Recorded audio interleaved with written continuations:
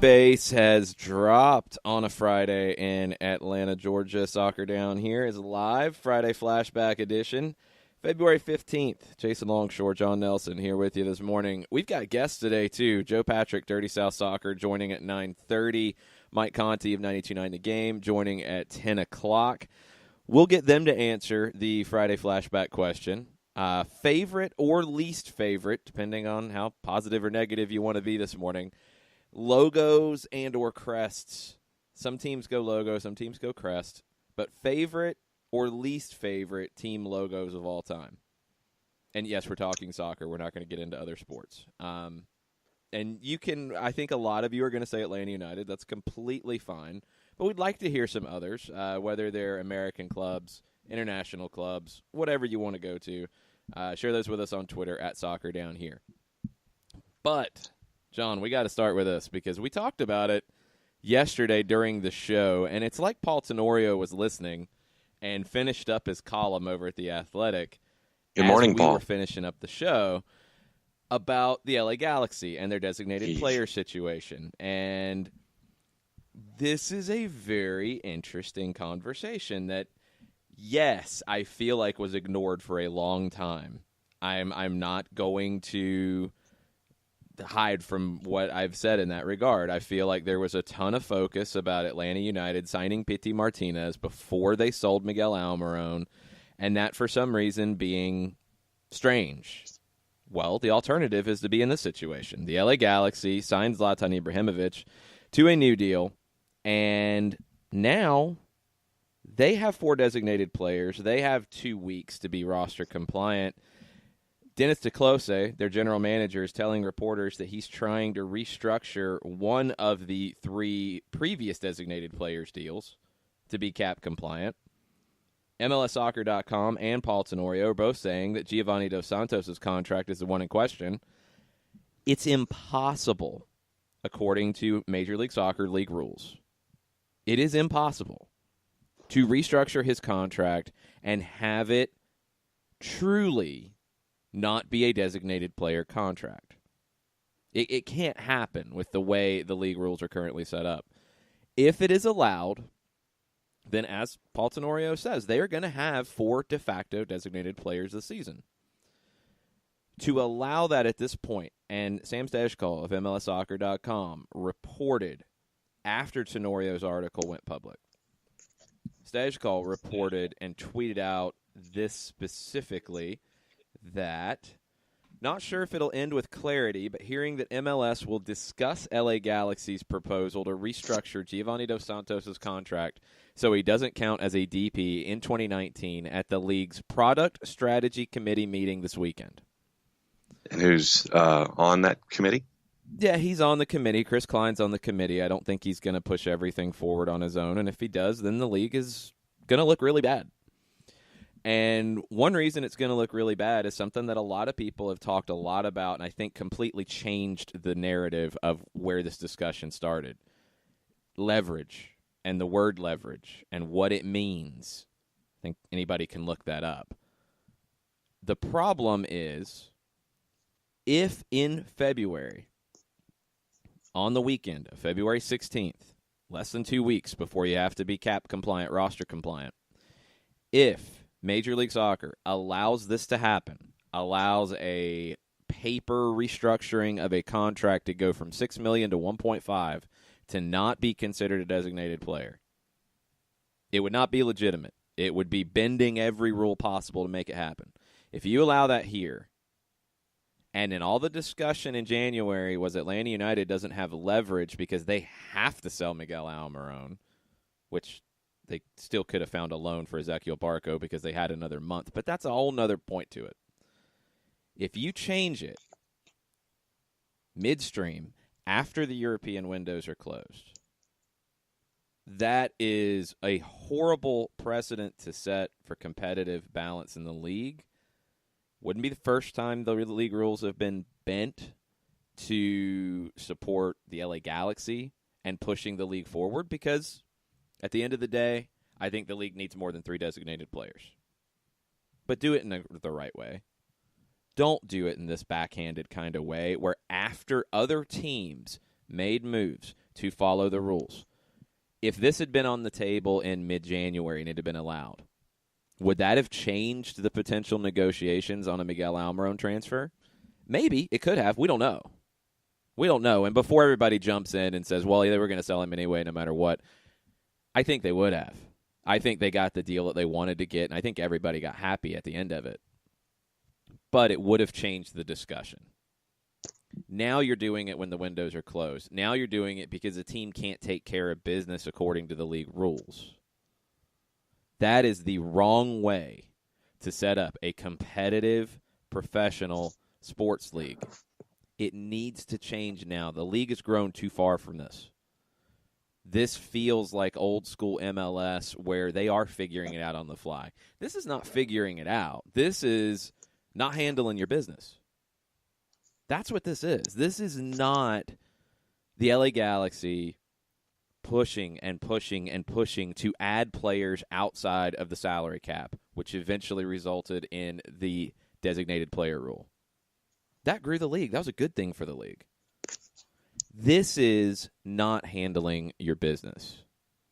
When you signed Zlatan Ibrahimovic to the TAM deal last year, you knew that there was a very good chance, if he had a good year, you were going to sign him to a designated player deal. You have not handled this correctly, and you're backed into a corner, and now you're trying to get the rules to change at this stage. If you had tried to change them in January, I think we'd be having a very different discussion because teams could have handled their business differently. Now the only team who's going to benefit from this would be the LA Galaxy. And that's not right. That is absolutely not right. So, I mean, I don't know what your reaction to this was, John, but this, to me, is an awful situation to have at this stage of where the teams are in preparing for the season. It's a bad look, and I hope it's not allowed at the Product Strategy Committee meeting. I hope they force the Galaxy to make a decision. If you need to buy out Giovanni Dos Santos, buy him out. You can't re-sign him to a deal that would make him a non-designated player. That's bending the rules. If you have to force a restructure on Roman Alessandrini because that actually can make sense, well, then that's what you're going to have to do, and you're going to have to sell it to him. And he's come out and said he's not really that interested. So you're going to have to figure out a way within the rules, I think, if you're the LA Galaxy. If you allow the rules to change now, it's bad timing. It's the wrong message. It is the wrong way to run a league. Yeah, I'm completely in agreement with you on this, although my initial reaction was probably a little more visceral and involved an expletive and a horse. And if you were going to make this change where you add a designated player and turn it into 4 DPs, do it at the end of a season. Do it in a CBA. Do it in a situation where everybody knows it's coming. Everyone can prepare for it. Everyone can figure out what they want to do. In this particular situation, all this does for me is sit there and give the impression that the league is helping the LA Galaxy fix their own mess that they created.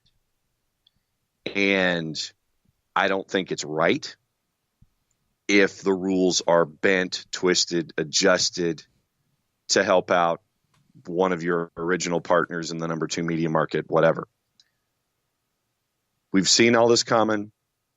Nobody changed. And now that you're up against it, you're sitting there and calling for help. It's like it's like you had a research paper in high school or in college, and you don't do it, and then you're at the end of the quarter, and this determines 50% of your grade, and then you sit there and you go to the professor, I need more time.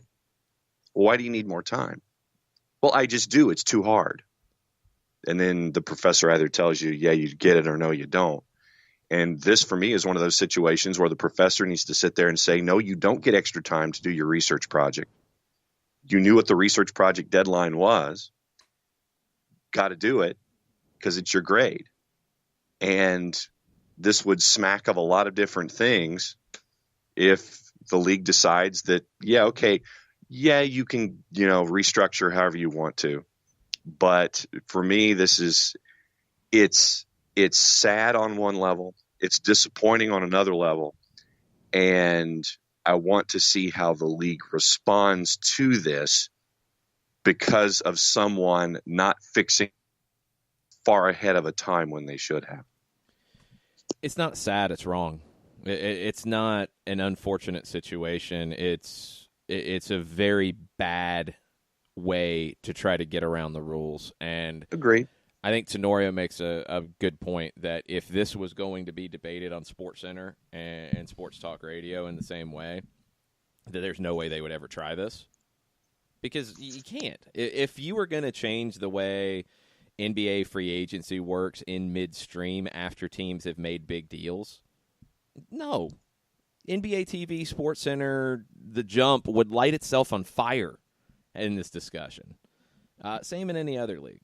Just because it's been a quieter point of discussion. And that goes back to something that I've said a bunch of times and has been twisted and twisted around in different ways. And now people are getting defensive about it and talking about the definitions of leverage. This should have been talked about before. The whole point of the discussion about 4 designated players, every bit of that spotlight was on Atlanta United about Pity Martinez and him coming in before Miguel Almiron was gone. The obvious resolution to that was always going to be Miguel Almiron being transferred. That was what everybody was on page trying to do. It happened. Did it go up against the deadline? Yeah, it did. Because you're trying to get the best deal possible.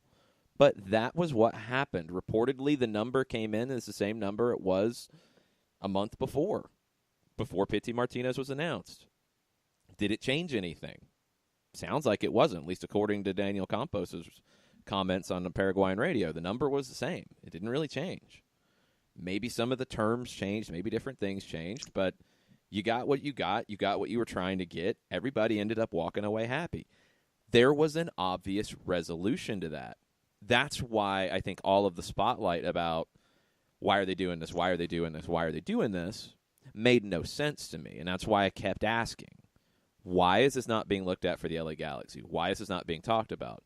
Because there wasn't an obvious resolution. That's the problem I have with the way things were handled in the national media about this situation. It's not about the definition of leverage. Yes, according to the definition of leverage in the Webster's Dictionary, adding Pity Martinez before you sell Miguel Almiron decreases your leverage. Sure, it does. Not completely, because you did have options for loans after the European transfer window ended. You could always point to that. You could always find a different way. Could you have found what's more likely in the grand scheme of things?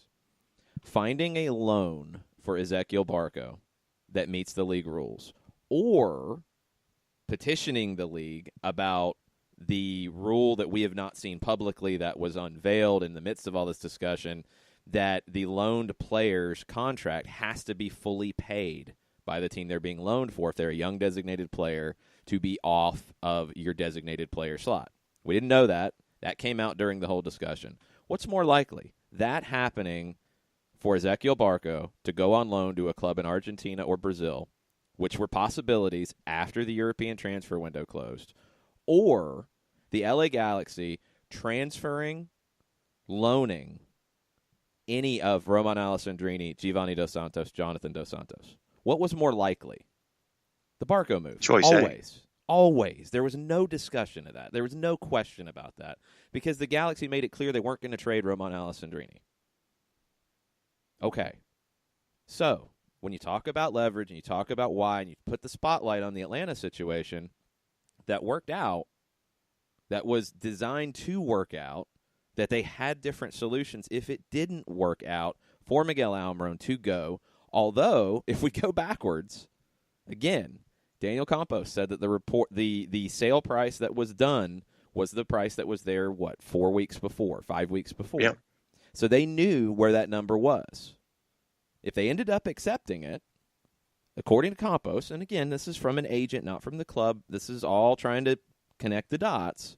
If they ended up accepting that, then they knew they had an offer that they would end up accepting. So then we get back to leverage. It was fine. The problem is now, and Tenorio really hits on it with that paragraph, and I'm going to read the whole paragraph because this is important. But blowing it up this way as a last-minute reaction to help one marquee team out of a jam of their own making is not an above-board way to conduct business. MLS is only able to consider doing so because it thinks it can get away with it. The league's smaller media spotlight relative to the NFL, NBA, and Major League Baseball mean that the outcry would be relatively muted. It's doubtful MLS would attempt to subvert this rule and threaten the level playing field of which the league is so proud if it was going to be debated on SportsCenter and talk radio. Completely agree. Completely agree, because the NFL, the NBA, Major League Baseball, the NHL could not change a rule like this at this point of the season without getting shredded for it. Couldn't happen. Think if it was the Patriots wanting to do something like this. Anybody. We could go through every scenario. It would all be the same. If it was the Arizona Cardinals wanting to do it, it would be the same thing. It'd be bigger if it was the Patriots. That doesn't matter. The fact is, there is media covering this league. And the spotlight on Atlanta, where there were solutions, multiple, and it sounds like everything was already in place to move along. You tried to get more money. You did, you didn't, whatever. You got better terms, whatever. The deal happened. Everything worked out. You met the league's requirements. L.A., there was never an easy solution. It was pretty obvious nobody was going to take Giovanni Dos Santos on loan at $6 million a year or $5 million a year, $4 million a year, however much they were going to try to get the Galaxy to pay for. They were not going to be able to pull that off. Alessandrini made it clear he didn't want to go anywhere. He didn't want to restructure his deal. Jonathan's been pretty quiet, so maybe there was thought about that, but I don't think you were going to get into a situation where one Dos Santos moved and the other didn't. Just a guess, but that's the way it's been portrayed. So there was no resolution obvious in this situation, but it wasn't really talked about up until now. That's another reason why I think you're at this point where there is a proposal in front of a committee at the league level to try to make this happen. That's not okay either. It's an awkward situation of the Galaxy's own making. They need to deal with it. And whatever that means, that means. If you do tweak a rule in this way to allow them to play with 4 designated players, because that's what it would be, it is against the competitive balance of the league. If you're going to tweak a rule to give them a way out, if they can find a way to loan one of these 4 guys, and it's not going to be Zlatan, so one of the 3 guys, to a club where the window is still open, and the Galaxy pay that salary while they're on loan, and none of these guys are young designated players, so maybe that's allowed, maybe that isn't. Again, I don't know. Rules seem to change or be hidden or public or private or whatever on a regular basis. If they allowed that, and they did not allow the Galaxy to play with 3 designated players, I'm fine with that. It's the fact that they could have one more impact player, and yes, I hear the comments about Giovanni Dos Santos of being an impact player and that being laughable. Sure, he's on a $6 million deal. However, if they allow them to have 4 designated players playing matches in 2019, that's not okay. It's not okay at this point. If you were going to do it in the beginning of January, if you were going to do it after MLS Cup, fine. Doing it now after the European window is closed and teams have made deals according to the league rules that maybe they would have done differently if they didn't have to follow the league rules, that's the part that's not okay. That's the part that's the frustrating part. So we'll have to see. We'll have to see how the league handles this. I hope that Paul's article at The Athletic yesterday does spark a little bit of a firestorm. I mean, when you've got comments from club execs in this article, and they're not quoted by name, But saying it's a farce, if they do, just burn the whole thing down, that's a bad, bad look. So I hope MLS makes the right decision here, and I hope the Galaxy are forced to make a decision. I'm okay if you want to bend it to where they can loan one of these guys out. They're going to have to find a team with an open window and a team that'll take them on. But if you're going to bend it to where LA can pay the salary to get the loan to happen, okay, I'm fine with that. I don't have a problem with that. But playing with 4 designated players when everybody else has to play with 3, that part's not okay. And that's an issue for the league. And these are the growing pains of a growing league, but this is a pretty easy decision. This is just following your rules.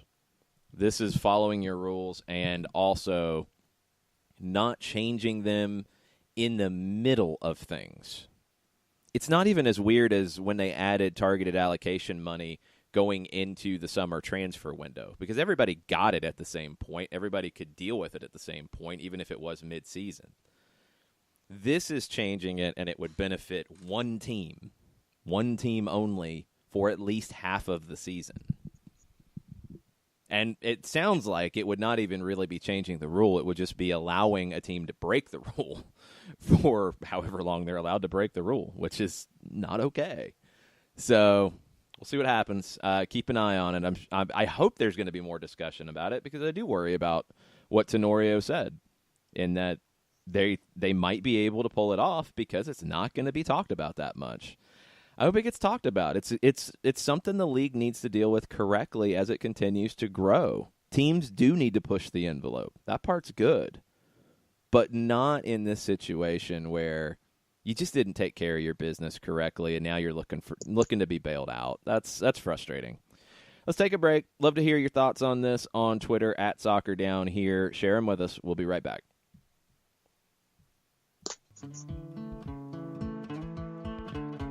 Today's show is presented by Appolinsky & Associates, personal injury lawyers with over 30 years of experience, supporters of Atlanta United, Faction, and Inter-Atlanta Youth Football Club.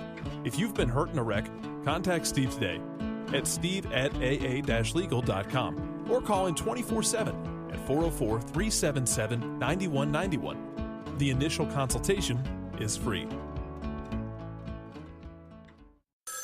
A ranger station. I'd like to report a bear hug. Okay. I put out my campfire and Smokey Bear hugged me. So you drowned the fire, you stirred it, drowned it again, and felt that it was cold? Uh-huh. Yeah, but he's just letting you know you did good. Bear hug from Smokey Bear. Status update. I'm gonna let you go now. There are many ways to start a fire, but one sure way to put it out. Learn how you can do your part at SmokeyBear.com. Sponsored by the U.S. Forest Service, Ad Council, and your state forester. We know that every driver is different, and a one-size policy does not fit all. That's why Country Financial offers a variety of discounts, so you get the coverage you need and the savings you deserve. From good driver to good student, multi-policy to multi-car, we've got a discount to suit every driver. Call Jason Wright at 678-568-6871 today to see what you could save. On Facebook at Jason Wright Agency, or by phone at 678-568-6871. Discounts vary by state. Policies issued by Country Mutual Insurance Company, Country Preferred Insurance Company, or Country Casualty Insurance Company, Bloomington, Illinois. Every hiring manager knows that a company is only as good as the people it's made from. So where do you find the best people? That may surprise you.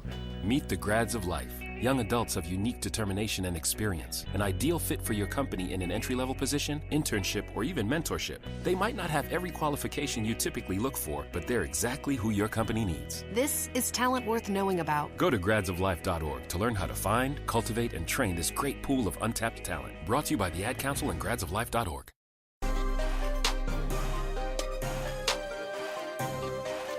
Welcome back, SDH, February 15th.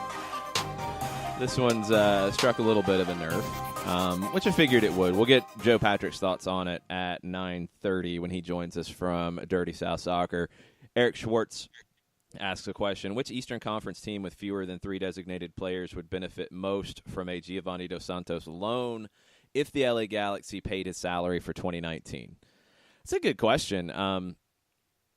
I honestly don't know if they would be able to pull off that, finding a loan in the league for Giovanni Dos Santos. I think the player that most people would want to get on a loan if they forced it would be Roman Alessandrini. Yeah. If I was picking, that's the one that I would probably think of. Jonathan Dos Santos would be next, and then Giovanni would be my last option. He's just too inconsistent.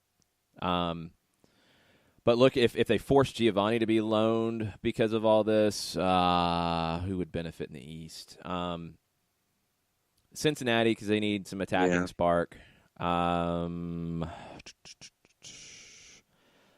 Chicago? No, because I would play Mihailovic over Giovanni Dos Santos as a 10. I wouldn't even think about sitting Mihailovic in favor of a player on loan in this situation. There's no benefit to your club for doing that. Not Columbus, not DC, probably not Montreal, though they were linked to Alessandrini at one point. I don't think Giovanni would make a difference for them in that way. New England, maybe, because it doesn't look like the Bojan Krkic thing is going to happen anytime soon. So maybe New England. New York could add another non-traditional striker to their lineup of non-traditional strikers, and who knows. Orlando would be forcing probably Josue Colman less time, and that's not what you want. Philadelphia is good with it. Toronto would. Toronto, Giovanni Dos Santos would be the closest facsimile you could find on short notice for Sebastian Giovinco. So that would actually be a pretty reasonable choice if you're going to loan Giovanni Dos Santos out. But I don't know. I want to see how they deal with it. There's a few different ways. I wouldn't go Orlando, and Topka's laughing about Orlando. I wouldn't go Orlando to loan Giovanni them. If I'm Orlando, I would say no, because I think they need to play Josue Colman. They need to play their young guys. They need to commit to that. Orlando's not winning MLS Cup this year if they get Giovanni Dos Santos on loan. Toronto, if Giovanni plays to the potential that we have seen at times, yeah, Toronto's a cup contender if they get that player, because they would have been a cup contender with Sebastian Giovinco. So that's the only way I would take that loan if I'm an opposing team, if it's a short-term kind of thing. Yeah, I mean, the responses are big and bold about this with the Galaxy and 4 designated players, as it should be. I mean, it is a big discussion point that it shouldn't have got to this point. Ben says the season should be forfeited and they aren't eligible for postseason or hardware. If the league allows it, the league allows it. I don't think the league should allow it. I think because of comments like that, because of responses like that, it's a bad look for Major League Soccer, which has done such great work in growing the competitive balance of this league and making it a very respected competition. It'd just be a bad look to allow this, because they have had time. They've known the rules. They have had every possibility to deal with this in the correct way, and they've just chosen not to. And asking for relief it's not the way forward. Let's see what Joe Patrick thinks about this. We're going to take a break. We're going to get Joe Patrick on the line from Dirty South Soccer. We'll see what Joe thinks about this, what he thinks about Atlanta United's preparation for Concacaf Champions League, and anything else on his mind this morning. Hang out with us. We'll be right back. As a business owner, you know that every year brings new challenges and opportunities. The success of your business demands expertise and focus. And Country Financial can help you keep that focus by helping ensure you have the right insurance protection in place to meet your goals. Jason Wright can help you create a customized insurance plan that has coverages designed just for your business. Give Jason a call at 678-568-6871 or reach him on Facebook at Jason Wright Agency. Coverages vary by state. Policies issued by Country Mutual Insurance Company, Bloomington, Illinois. Got issues with youth or high school sports? Positive Coaching Alliance can help. PCA is a national nonprofit working to transform youth and high school sports so that every child has a positive character-building youth sports experience. PCA provides live and online workshops to train double-goal coaches whose first goal is winning and whose second, more important goal is teaching life lessons through sports. PCA also has workshops for parents and high school student athletes. For more information, please visit positivecoach.org. If you've been hurt in a car wreck, contact my friend Steve Apolinski of Apolinski & Associates. He's been representing individuals for over 30 years throughout Georgia and Alabama. Email him at steve@aa-legal.com or call him 24/7 at 404-377-9191. The initial consultation is free.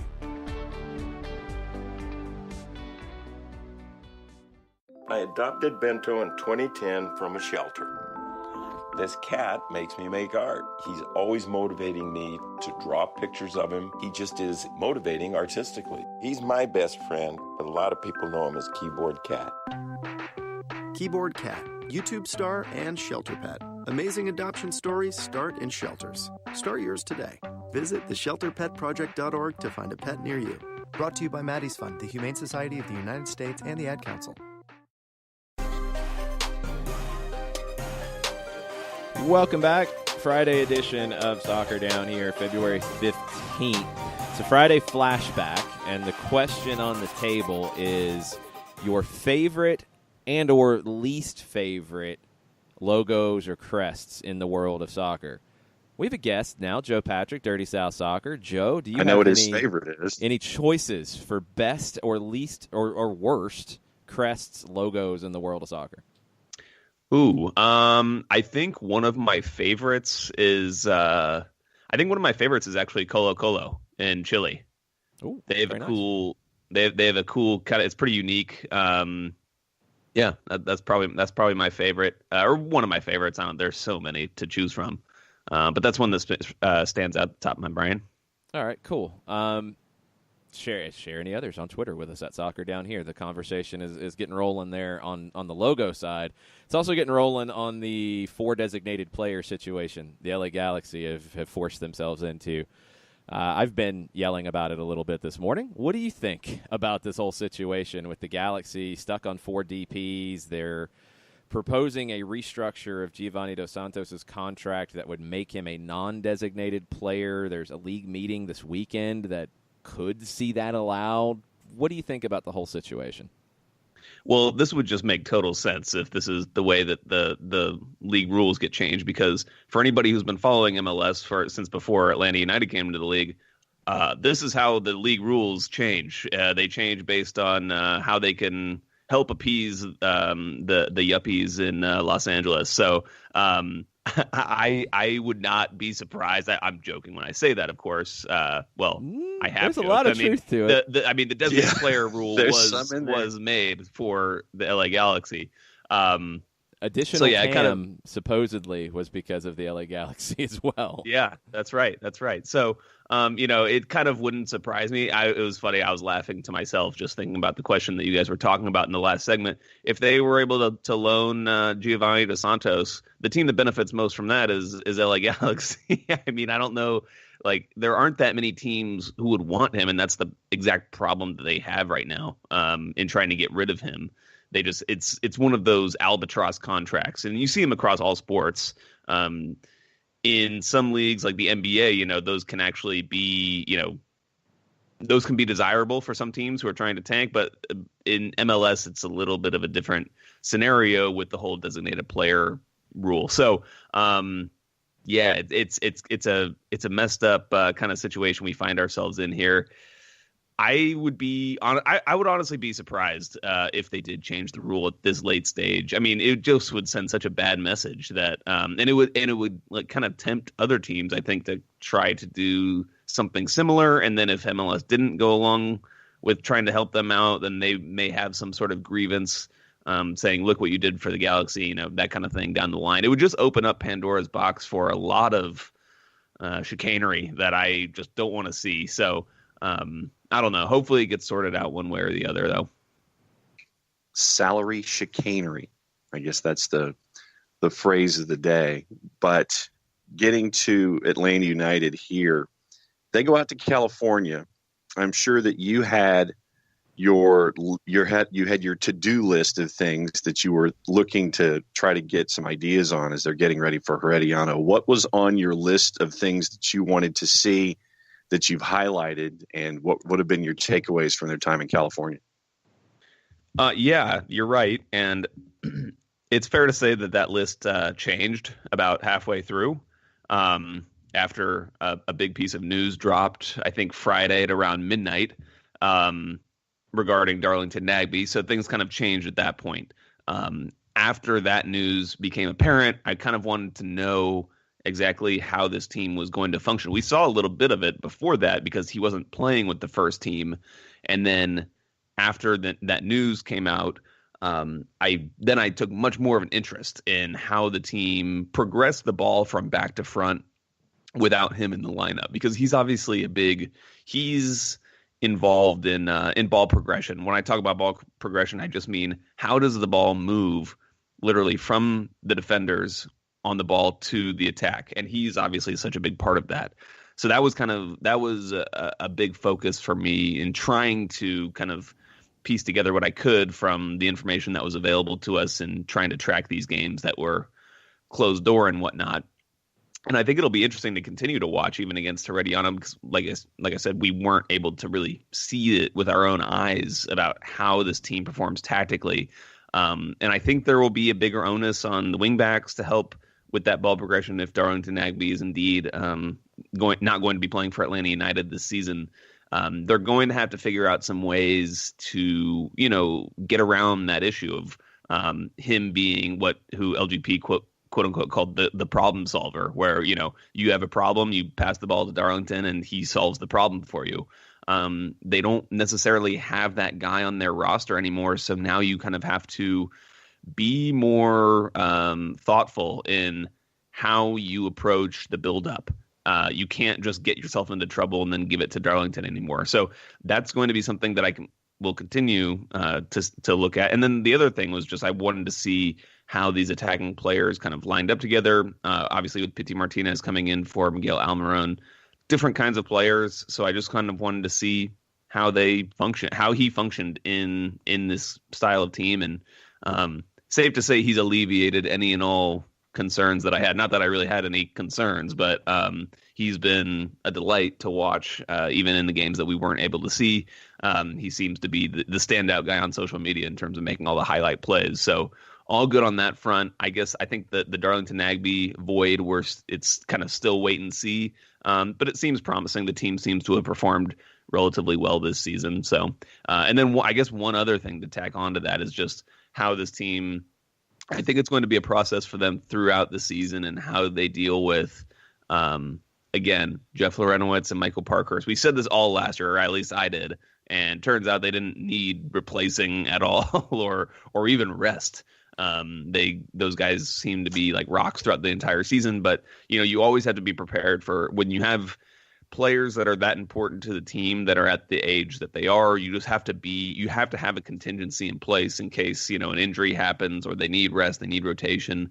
And it seems like Miles Robinson is in position to be that guy that can come in for either of those guys, and in tandem with moving some things around the starting lineup to be a stalwart at the back. And he could get, if he proves himself in regular season games like he started to do last season, he could be a guy that gets up to 20 starts in the league, even more than that possibly, just depending on what happens. And it could be a big year for him to kind of make, what they quote unquote the leap, the kind of a jump to the next phase of his development. So that will be very interesting to keep eyes on as well. Yeah, I think Miles Robinson could be the next center back out of MLS to play their way into the conversation with the U.S. men's national team. I think he's going to get the time to this year. I think he's also going to get the instruction from a guy like Frank de Boer, who's one of the best to ever play the position. It's going to help him a lot. But you mentioned wingbacks, and this is a huge part of this team going forward. Are they always going to play with three center backs? Probably not. You'll see some four-man back lines at times.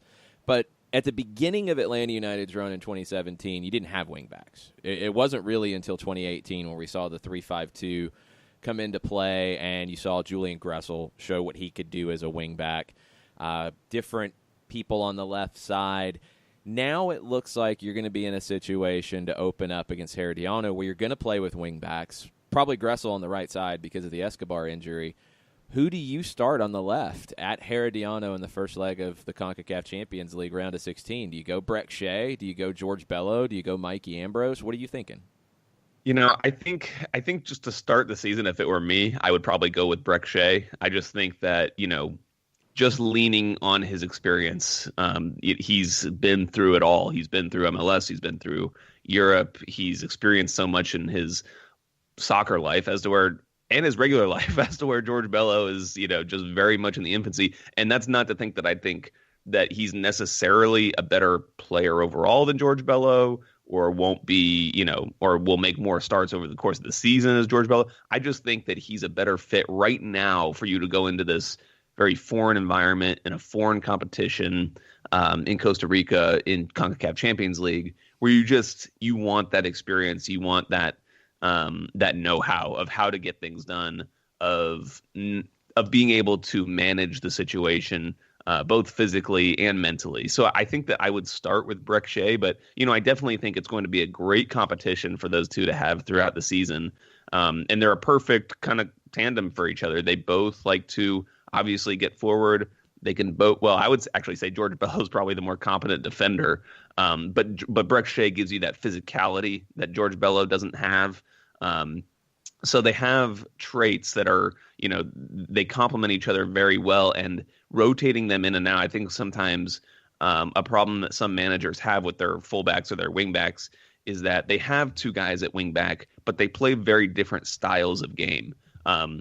As a Tottenham fan, I'll tell you, like, for example, at left wingback, Tottenham has Danny Rose and Ben Davies, and they're just very different styles of player. And you can see that the team sometimes doesn't react to that as super well when one of them comes into the side for the first time in a while. So I think that the fact that both these guys play similarly, they have similar ideas on the position, is really going to help this team. And I think that both the wingbacks on the left and the right are going to be very, very important for Atlanta this season, maybe even more so than we saw under Tata Martino, even when at that point we thought that those guys were very important to the team. I think, like I said, if Darlington Nagbe is not with his team, I think you're going to see even more wing play, and they're going to be even more important in terms of getting the ball forward. See, and there's the team that I thought you were going to mention when it came to favorite logos and or crests, because you got into your Spurs discussion there. That's an I feel like that was kind of off the table. It's a given. It's like Tottenham and Atlanta United. All right. Point taken. Now, let me get into the middle of the pitch here a little bit. Full season with Eric Remedi, and you have LGP, and you've got Parkey, and you've got Lorenowitz. When you look at, obviously everyone's going to be looking at PT and Joseph and Barco and Tito and all that. But when you see the middle of the pitch, since we've talked about the wings, when we look at the middle of the pitch, what do you think about that, especially having a full season with Eric Remedi around? Yeah, I think it's going to be a big season for Eric Remedi. I think he's going to be one of Atlanta United's most important players, maybe like one of the top three most important players on this team, because they really don't have United really doesn't have a player like Eric Remedi in the side. That's why he was so important when he was brought in mid-season, to replace the departing Carlos Carmona. But where he's so effective is not only is he, the midfield destroyer, the guy who can break up tackles, who can mark a opposing 10 out of a game like he did in the playoffs against Maxi Morales. He's a guy who has the ability to take the ball forward on his feet and create things. We saw that multiple times last season. I think it caught a lot of us off guard, actually, the fact that he was doing that when we kind of envisioned him as a very deep-lying player who will, break up play between the lines and then spray passes, on the ball. He'll be more of a sitter and just pass the ball and distribute out wide. But in fact, he was a guy who would take the ball on his feet and go forward with it. And I think he's going to be tasked with doing a lot more of that if Darlington Nagbe is not with this team this season. He's going to have to be that guy. And I think that that's something that a lot of people fear without Darlington Nagbe is they see Eric Remedi as just a purely defensive midfielder, as well as whoever would also come into that center midfield position to replace Nagbe, be it a Jeff Lorenowitz or someone of that ilk. So I think that he's going to be relied on to do more of that, and that's what's going to make him so important to this team this season.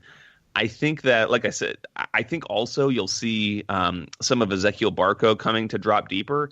It seems to me, like having watched the little bit we've been able to watch of this team this preseason, that it seems like Barco is without Miguel Almiron in this team, Miguel Almiron obviously being this amazing kind of box-to-box midfielder. He was an attacking midfielder and a central midfielder at the same time.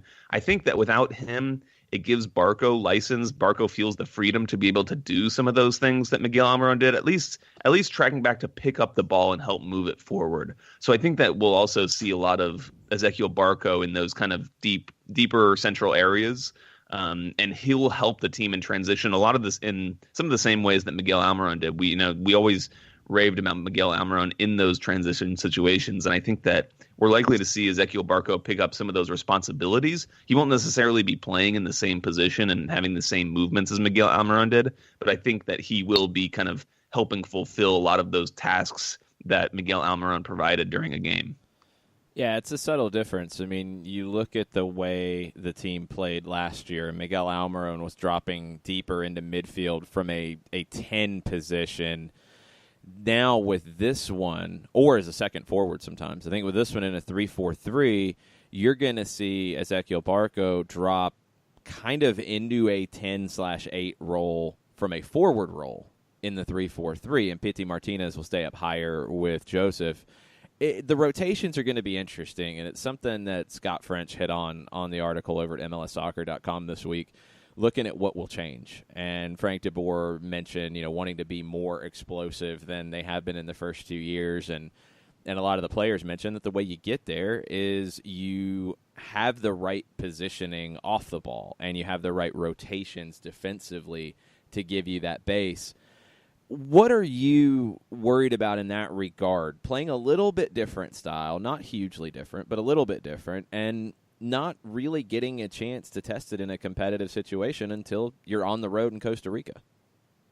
Yeah, I think that, it's kind of funny because I feel like when I look at this roster, this Atlanta United roster, it looks to me like if I were just to not consider the coach, like who is the coach, if let's say in some sort of fantasy world, I was the coach looking at this roster, I would say this is set up to be a 4-2-3-1 team.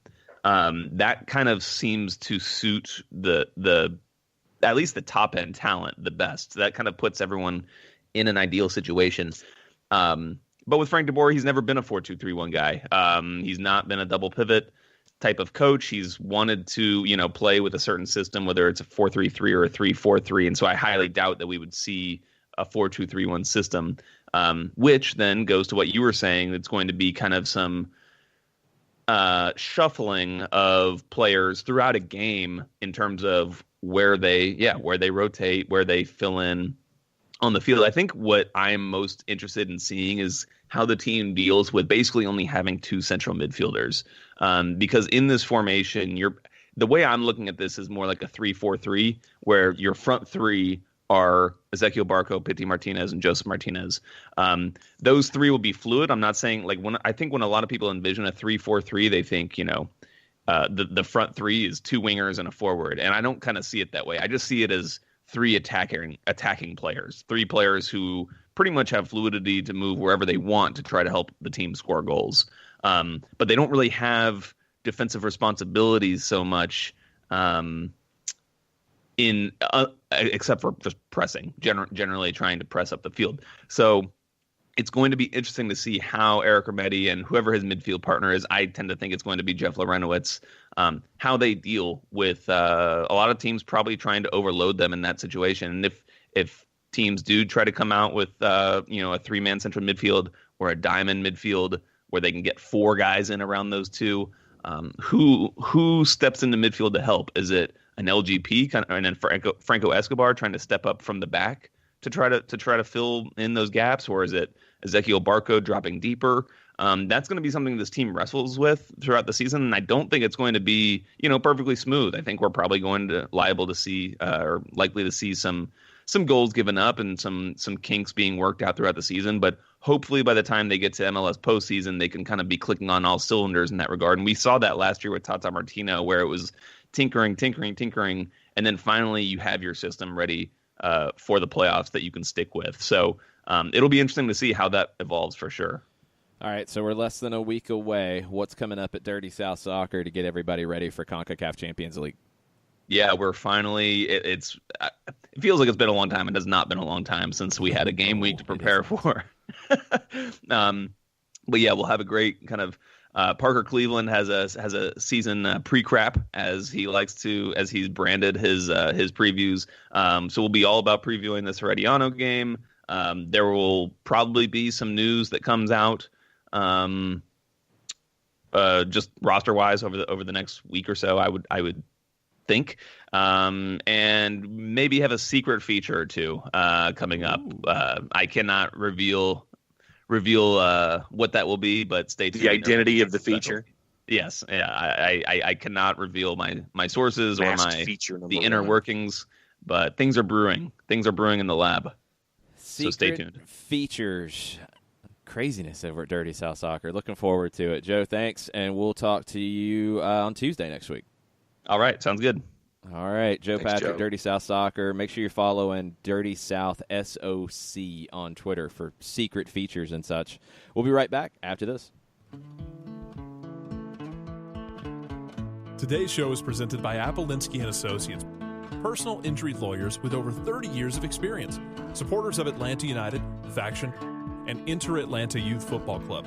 If you've been hurt in a wreck, contact Steve today at steve@aa-legal.com or call in 24/7 at 404-377-9191. The initial consultation is free. A ranger station. I'd like to report a bear hug. Okay. I put out my campfire and Smokey Bear hugged me. So you drowned the fire, you stirred it, drowned it again, and felt that it was cold? Uh-huh. Yeah, but he's just letting you know you did good. Bear hug from Smokey Bear. Status update. I'm gonna let you go now. There are many ways to start a fire, but one sure way to put it out. Learn how you can do your part at SmokeyBear.com. Sponsored by the U.S. Forest Service, Ad Council, and your state forester. We know that every driver is different, and a one-size policy does not fit all. That's why Country Financial offers a variety of discounts, so you get the coverage you need and the savings you deserve. From good driver to good student, multi-policy to multi-car, we've got a discount to suit every driver. Call Jason Wright at 678-568-6871 today to see what you could save. On Facebook at Jason Wright Agency, or by phone at 678-568-6871. Discounts vary by state. Policies issued by Country Mutual Insurance Company, Country Preferred Insurance Company, or Country Casualty Insurance Company, Bloomington, Illinois. Every hiring manager knows that a company is only as good as the people it's made from. So where do you find the best people? That may surprise you. Meet the grads of life. Young adults of unique determination and experience. An ideal fit for your company in an entry-level position, internship, or even mentorship. They might not have every qualification you typically look for, but they're exactly who your company needs. This is talent worth knowing about. Go to gradsoflife.org to learn how to find, cultivate, and train this great pool of untapped talent. Brought to you by the Ad Council and gradsoflife.org.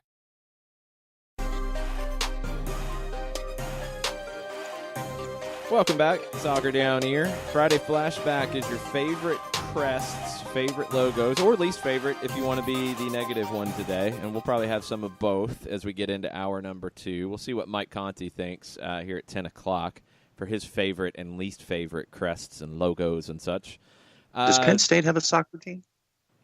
Yes. I mean, yes. It's the same logo as Penn State for everything else, I would assume. So it is what it is. Just checking. Yeah, I mean, it's easy to go for the one that would be the biased choice, and that's weak. Go outside the box. Appreciate a team that you might not appreciate on the field. Appreciate their logo. Or be a hater and say that their logo's trash. Whatever you feel like. But go for the least obvious choice. That's what I'm looking forward to hearing from some folks. The Colo Colo shout from Joe was good. Tofka TLC looking for resolutions to the LA Galaxy situation. He says the only resolution he would accept is forcing a year-long loan, making LA pay his salary despite his absence, and forfeiture of 2020 TAM. I disagree with the last part because that's a penalty. No need to do that. Just stretch if you're going to bend a rule and actually use logic. Like, yeah, make him loan a player out, allow, which would be bending the rule, allow them to loan said player within the league because intra-league loans are set up to be for young players making low salaries. Okay. Open it up to where they can loan Giovanni or Alessandrini or Jonathan to a team within the league, and the Galaxy have to pay that salary. Done. Cool. And that team has to have a designated player slot to take him. I'm cool with bending the rule that way because it actually makes sense. But adding a punishment in forfeiting TAM, there's no point to that. That's just being mean, Tafka. There's no point to that. I'm fine with the league using logic. I'm fine with it bending rules in ways that are not only going to benefit one team. If you open up the intra-league loan situation, it's going to benefit LA right away. It's going to benefit whoever gets the player on loan. It's going to open up more creativity for teams to loan players within the league. I think it's a net positive. Just allowing the Galaxy to restructure a deal in a way that would flout every rule you have so the Galaxy can have 4 designated players this year, that's not doing anything positive for the future of the league. It's basically telling everybody else that, yeah, you followed the rules. That's not cool. Don't like it. No. Let's just see. I mean, and ATL UTD fan number 1 says that this should be addressed in court. I mean, yeah, it opens up all these different scenarios. I'd hate to see that. I don't want to see that. I think that might be a little much. Other teams should fight this 100% because your situation where you had 2 teams with 4 designated players under contract last month and one team did its job that it was always working to do, transferred a player that they were always trying to transfer, and became cap compliant in terms of designated players. Another club did not do that and is now really limited on options, and they didn't really have many to begin with. You're back to the leverage conversation and discussing definitions of leverage and how it's used. And look, I think there was a way it was taken to where people thought that, okay, Atlanta United having 4 designated players has 0 effect on leverage. That's not true. I mean, Newcastle can throw that out and say, hey, you got to get rid of one of these guys, so we're only going to give you X amount. But then, and this is what I kept saying in January, is you have the option, if you're Atlanta United, to say, oh, that's fine. We're not going to sell the player to you. We will find a loan for Ezequiel Barco for 6 months, and then we're going to sell the player to somebody else. So Newcastle, make your decision. That was where you flip it, and it's where you actually did have some leverage. And ultimately the deal got done, so I think the amount of leverage that Atlanta had was a sufficient amount. Did they have less because they signed Pity Martinez? Maybe. But that was not the discussion point. The deal got done. Everything happened in the way that it was intended to happen from day one, and Atlanta United handled their business. The LA Galaxy have not, and now they have 0 leverage except trying to force a rule change or force the league to ignore a rule to allow them to move forward. And that's a problem. And we'll see how it gets handled. It's going to be an interesting discussion this weekend if things leak out of this. And if there are as many leaders in the league that are as upset as the quotes from Paul Tenorio's article suggest, and Sam Stejskal actually echoed this as well, if there are enough people that are not happy about this, I would think that if this is going to be approved this weekend at these committee meetings, you're going to have stuff leak. You're going to have some leaks from some unhappy folks about how this process is going. So stay tuned to Paul, to Sam, to all the other leading national MLS writers, because there might be some things that get dropped this weekend in some tweets. You might want to turn some notifications on when it comes to the Galaxy 4 designated player kerfluffle. Let's take a break. Come back. We'll get Mike Conti on the line. We'll see what he thinks about this, what he thinks about Atlanta United, what he thinks about his favorite crests, logos around the league, around all the leagues, and maybe we'll get some haterade from Mike Conti about his least favorite. We'll see what Mike's got to say after this. Stay with us.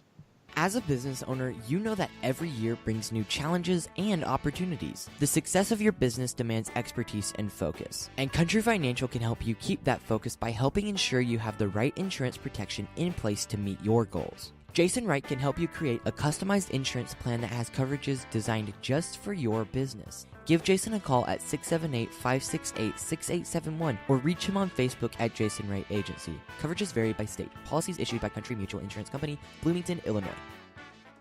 Got issues with youth or high school sports? Positive Coaching Alliance can help. PCA is a national nonprofit working to transform youth and high school sports so that every child has a positive character-building youth sports experience. PCA provides live and online workshops to train double-goal coaches whose first goal is winning and whose second, more important goal is teaching life lessons through sports. PCA also has workshops for parents and high school student-athletes. For more information, please visit positivecoach.org. If you've been hurt in a car wreck, contact my friend Steve Apolinsky of Apolinsky & Associates. He's been representing individuals for over 30 years throughout Georgia and Alabama. Email him at steve@aa-legal.com or call him 24/7 at 404-377-9191. The initial consultation is free.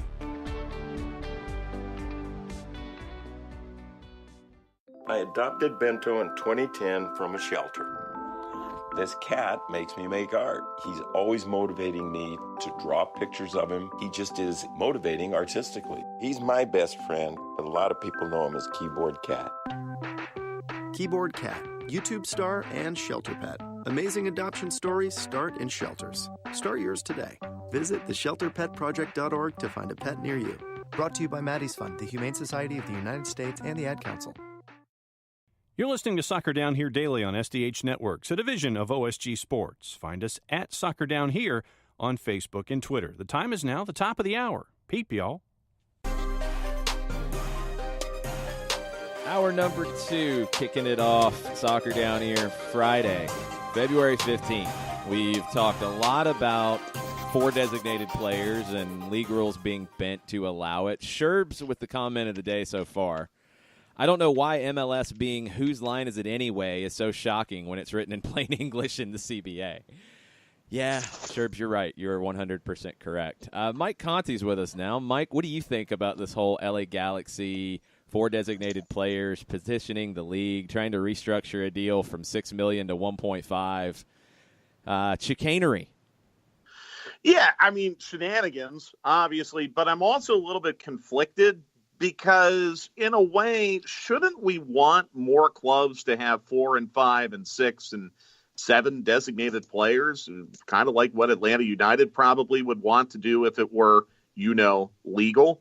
So I understand LA Galaxy's position. I actually think, in a way, it's a good thing that they're trying to advance the league a little bit by paying for players at designated player levels. I think there's enough talent internationally where we could get a lot of the 23 or 24 now MLS clubs to have multiple designated players, paying them at that level. But the rule is the rule. And what annoys me, and I thought this was so perfectly stated in some of the articles written about this yesterday, is why is it always the LA Galaxy that the league tends to have a ton of flexibility to accommodate them and no one else? If Darren Eales had gone to Don Garber and said, look, we're having this situation with Almiron, can we find a way to have 4 designated players? And I'm not saying that's what Galaxy have done. I'm not saying they've gone to the commissioner and they've said this is what we intend to do. But, boy, I mean, that would be kind of a nice luxury for Darren Eales to have, wouldn't it, if the league would be flexible with Atlanta United wanting to spend beyond what league rules allow. So that is the annoyance to me. I like the fact that LA Galaxy is trying to make their team better and, in turn, kind of grow the league a little bit by raising the salary expectations and the expectations for designated players. But I'm just tired of LA Galaxy continuing to get all the breaks from the league. Yeah, let me put on the black cowboy hat for a second, and I can appreciate the Galaxy's heel moves here in just saying, you know what, we're just going to wait till the deadline and say, hey, league, we can't do this. Fix it. I can appreciate, because it's worked for them in the past. I get it. Mm-hmm. And I'm with you. I do want to see the league open up spending more. You just have to do it in the right way. You have to do it in a way that would benefit every team in the league. And I think in Atlanta, probably Atlanta's a little more sensitive to this because they did just make a move to get roster compliant and follow those rules. If you didn't have to do that, would it have changed the discussions with Newcastle? We'll never know. And you didn't have that option because you were trying to follow it. Now the Galaxy just, it appears, really haven't tried to do much of anything to address the situation, and they might get out of it. That's the way it's being done is more of my issue than the potential for adding a fourth designated player in some way, shape, or form. I'm cool with that. Well, but you can't add the fourth designated player 2 weeks before the season begins. Yes. I'm not cool with that. The timing and the way it's being done is my issue. Right. And quite frankly, if Atlanta, well, I'll put it to you a different way. This could have cost Atlanta United millions of dollars, if not tens of millions of dollars with the Almiron sale. If Darren Eales had the leverage of knowing that Atlanta United did not need to sell Almiron to be fully roster compliant in MLS, he could have potentially held out for a better offer from another club.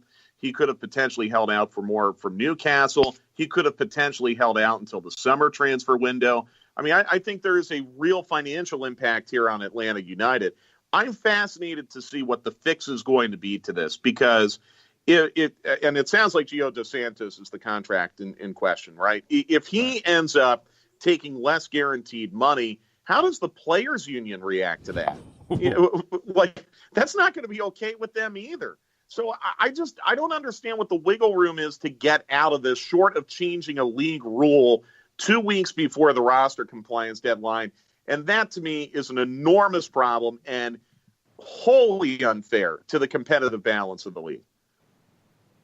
And for me, Mike, the example that I gave in the first hour was that you had a science project or you had a research project in either high school or college, and you're coming right up on the deadline and it counts for half your grade, and you sit there and go to the professor and go, I need extra time to finish my project. Well, why do you need extra time? Well, I just do. It's not done yet. Pretty and then much. It's up to the professor to sit there and say, well, no, you've got to do it. Or, well, if the professor likes you as one of the students in your class, like if you're like one of the A-plus kids in the first 3 rows, the professor might give you an extra couple of days to try to fix things. Yeah. Yeah, but at the same time, if you're also in the class and you're also overdue on a project and the professor has given that student a break, now you're hoping maybe he'll give you a break and then maybe he'll give the whole class a break. And that's something that I don't want to have lost in this discussion because absolutely what's happening here looks to be on the surface quite unfair, a real break to LA Galaxy. But if this is what finally pushes the league to unilaterally adopt a fourth designated player or unilaterally, ease the salary cap or the spending rules in such a way that we can spend more money in MLS to bring in better players. And if this is the seed change for it, then I'm all for it. I just hate the fact that it's happening 2 weeks before the season began. If we were having this discussion in December or early January, I think it'd be a much more positive discussion.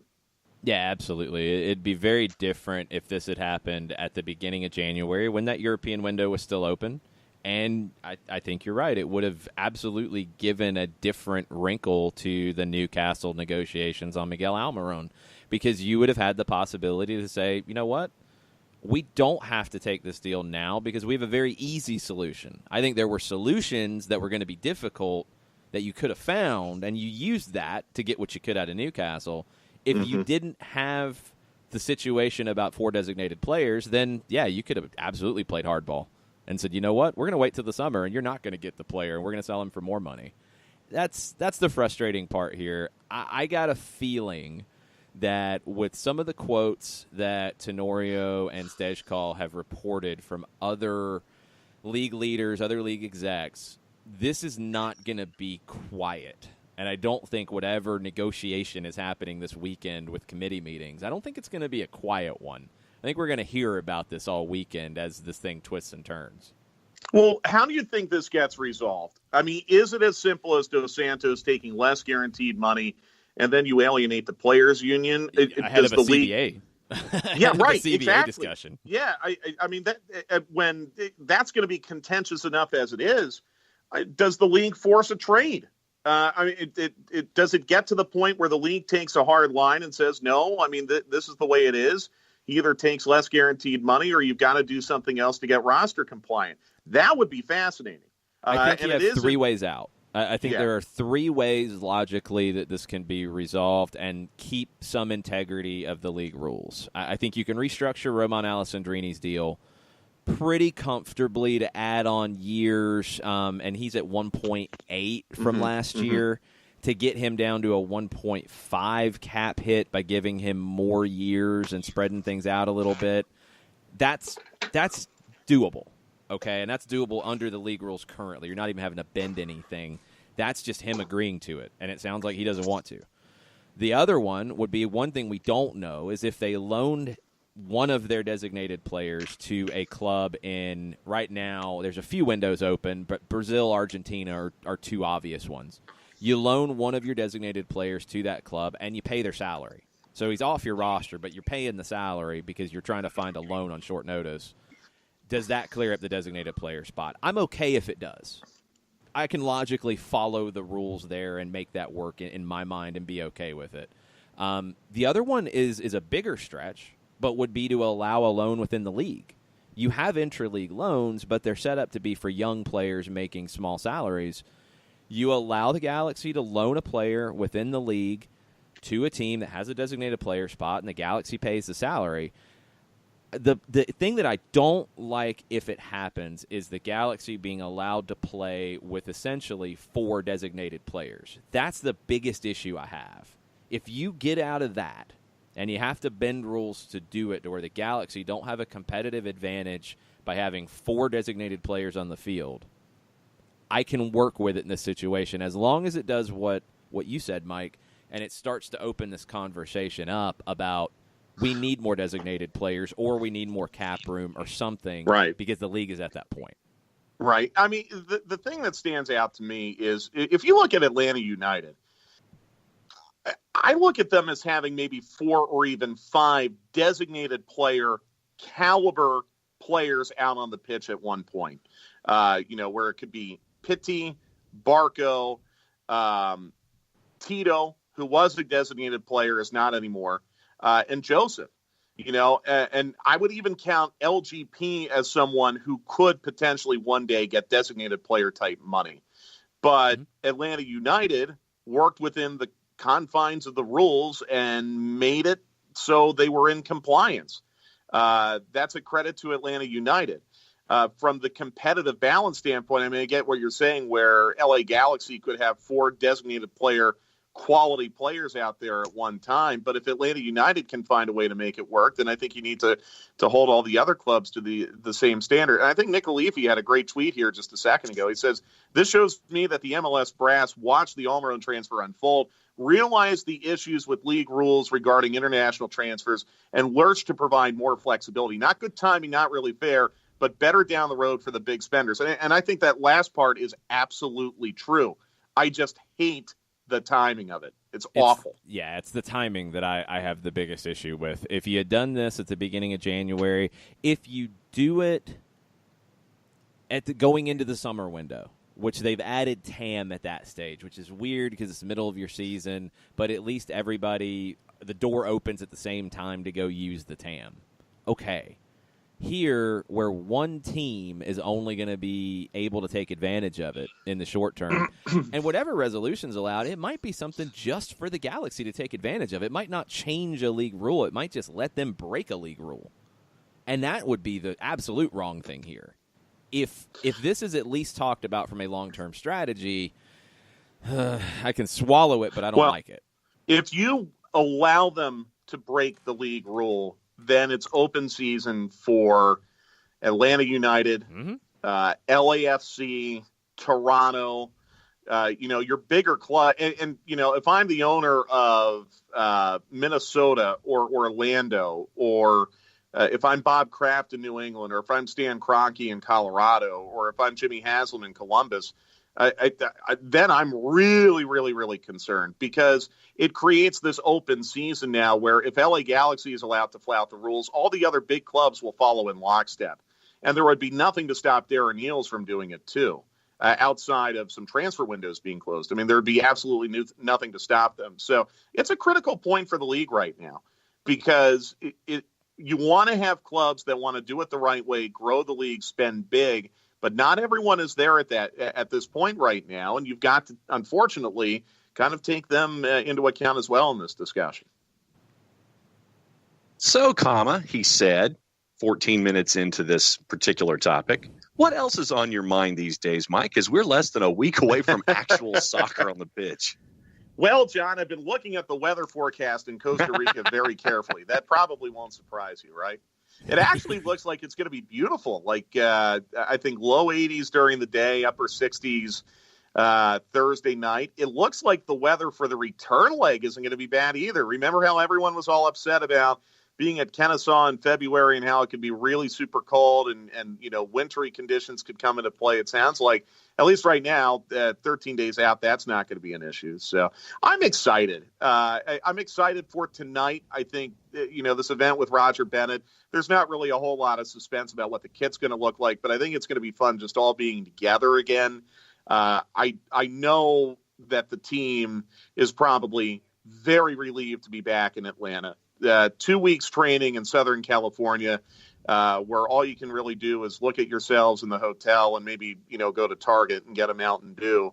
It can be a little bit, it can be a little bit tedious. So, to get back here, I think is a huge boost. I'm very, very eager for Thursday night, because I don't think there's a whole lot of questions right now as far as lineup and potentially shape and tactics for Atlanta United, but I also think there might be a surprise lurking somewhere, and we might all get a very pleasant surprise on Thursday, whether it be an addition to the starting 11 that we weren't really factoring, a potential addition to the 18. I just think everything sets up so well for Atlanta United going down to Herediano, playing on an artificial surface where it's not going to be raining. The weather's not going to be a factor. Herediano can't score a goal right now to save their lives.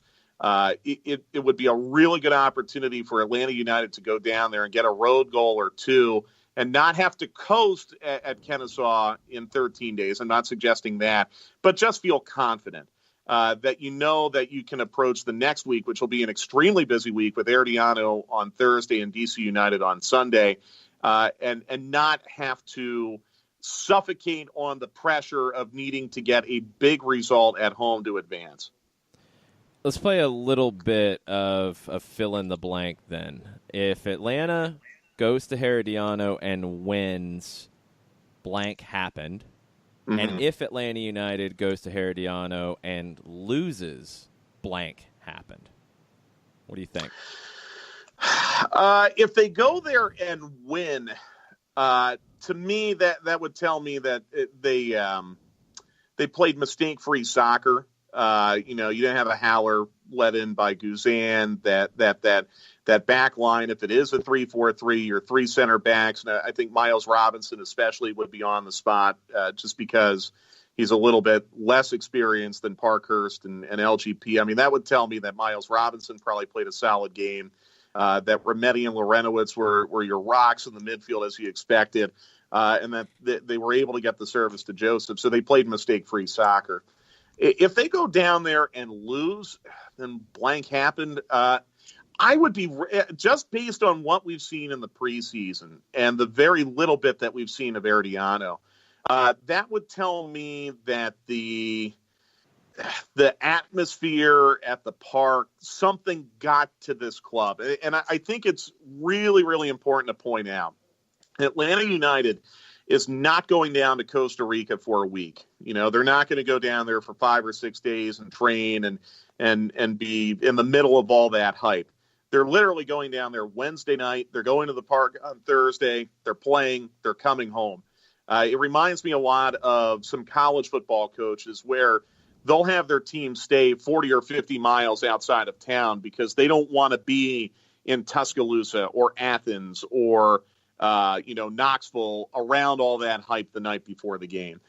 I would be shocked with the level of experience that Atlanta United has, the fact that they've played in and won an MLS Cup final, the fact that they've played in a lot of big matches over the last year. I would be really surprised if the atmosphere got to them. But if they were to go down there and lose, and I think we can all agree Atlanta United looks to be the favorite in this two-leg series.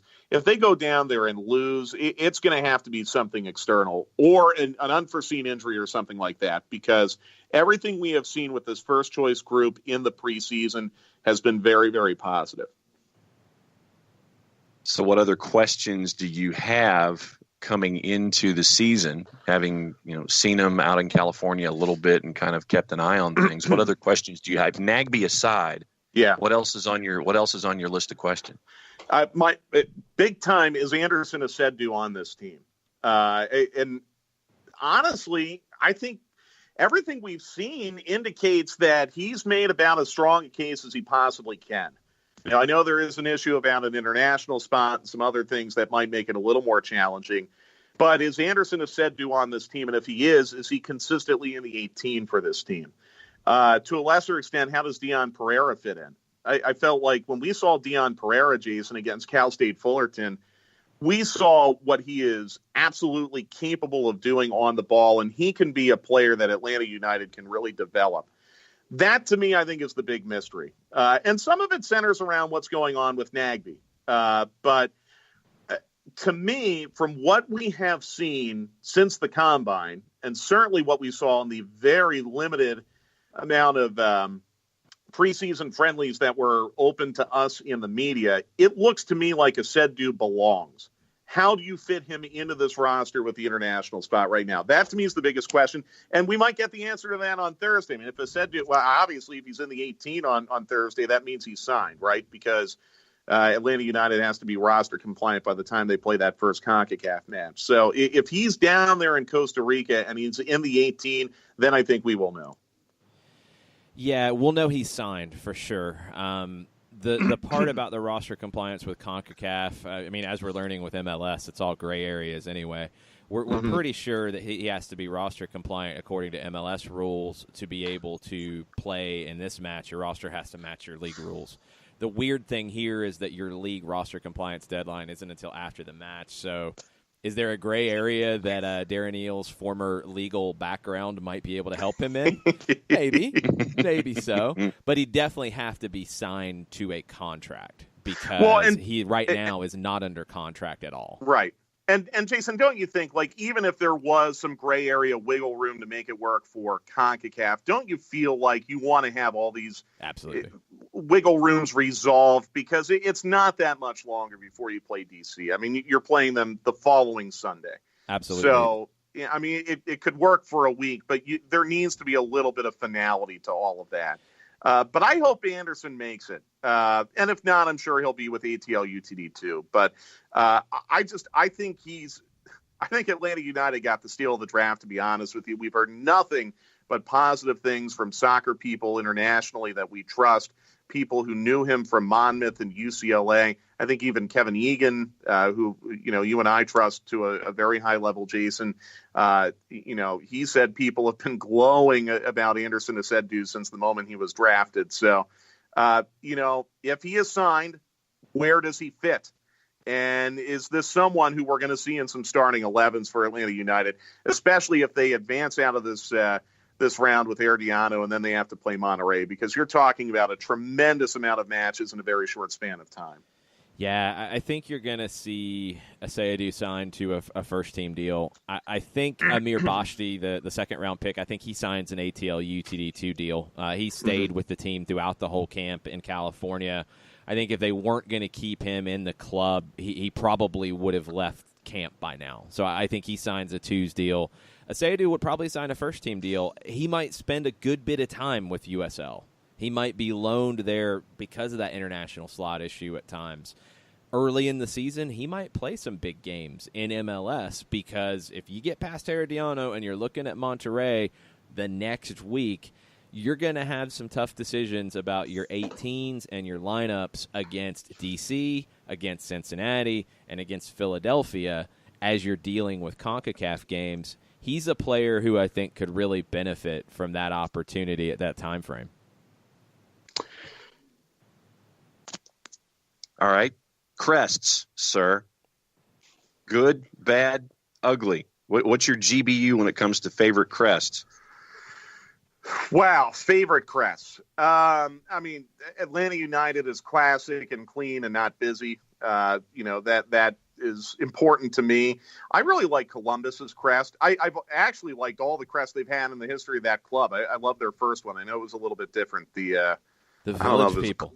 Well, was it a coal miner or was it a train conductor or I don't know. Construction guys? I don't know if there was any specific tie-in to Columbus. It just felt like construction crew. Yeah. Yes.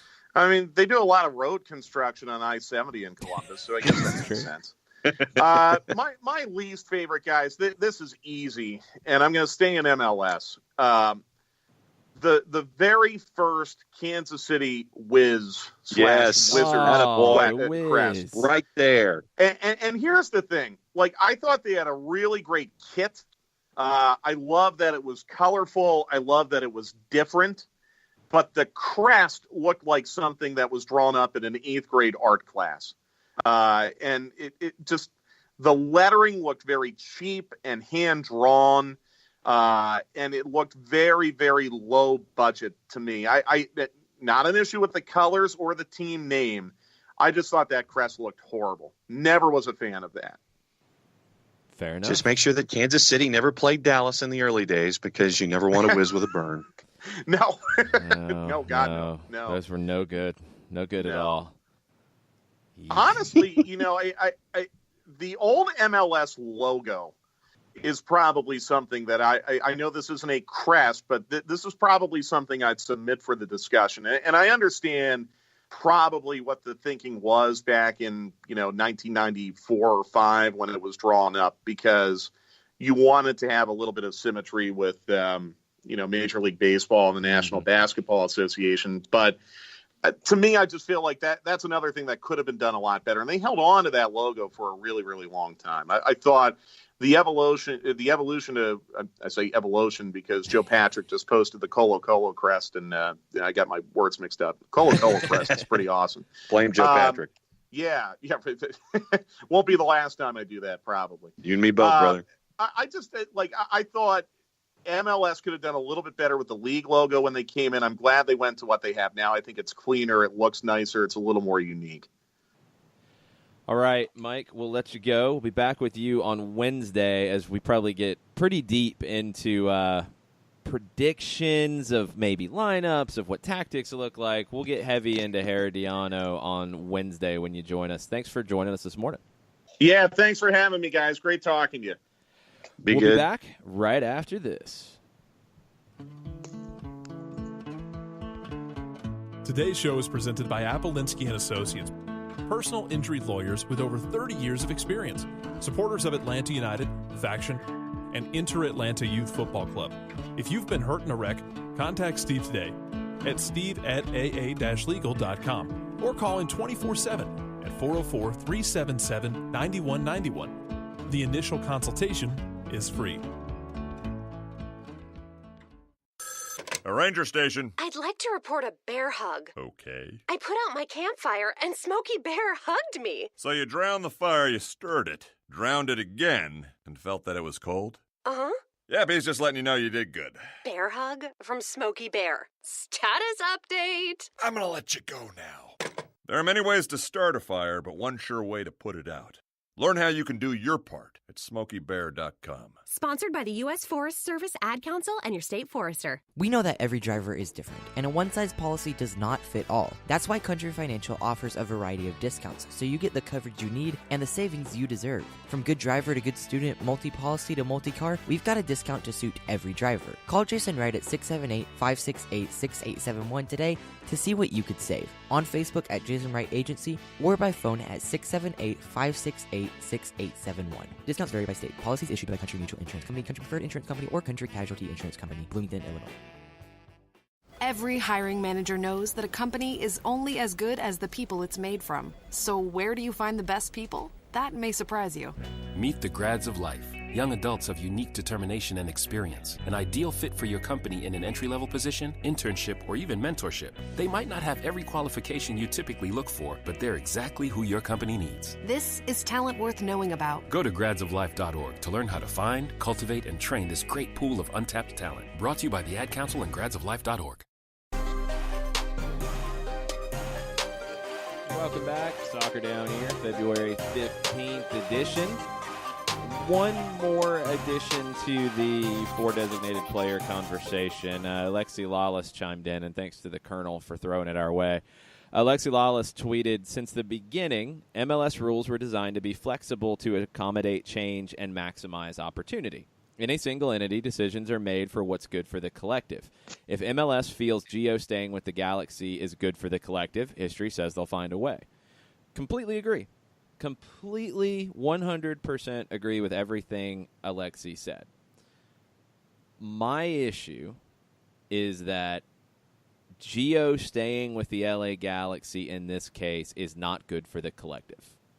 It's not, because other teams made business decisions with one set of rules, and the LA Galaxy would be allowed to benefit themselves by ignoring those rules.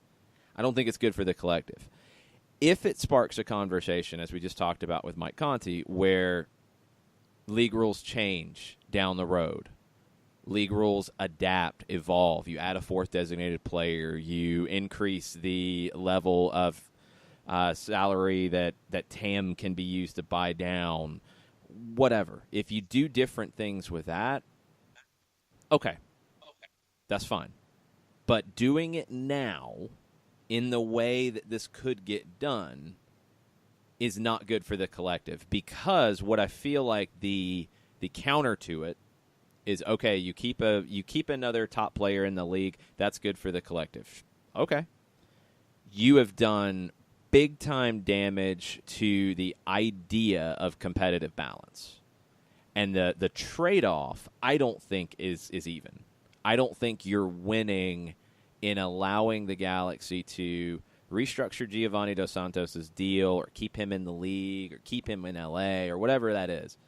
I don't think the benefit of that is worth the damage you've done to the reputation of competitive balance and the anger you create from other entities in the league. And I think it's going to be twofold.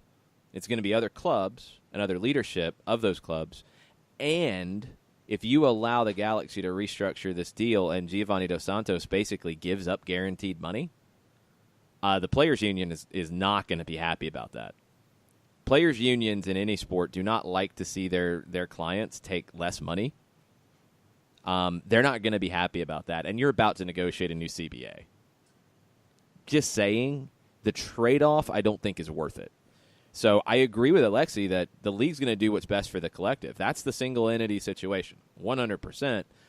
I don't think it's best for the collective to allow this to happen in this way. If you bend rules to find a way for them to get roster compliant, sure, I'm okay with that. The loan is an option. If you even extend, here's an option 4, John, that I hadn't even mentioned until we said something about TAM and allowing more TAM to be used.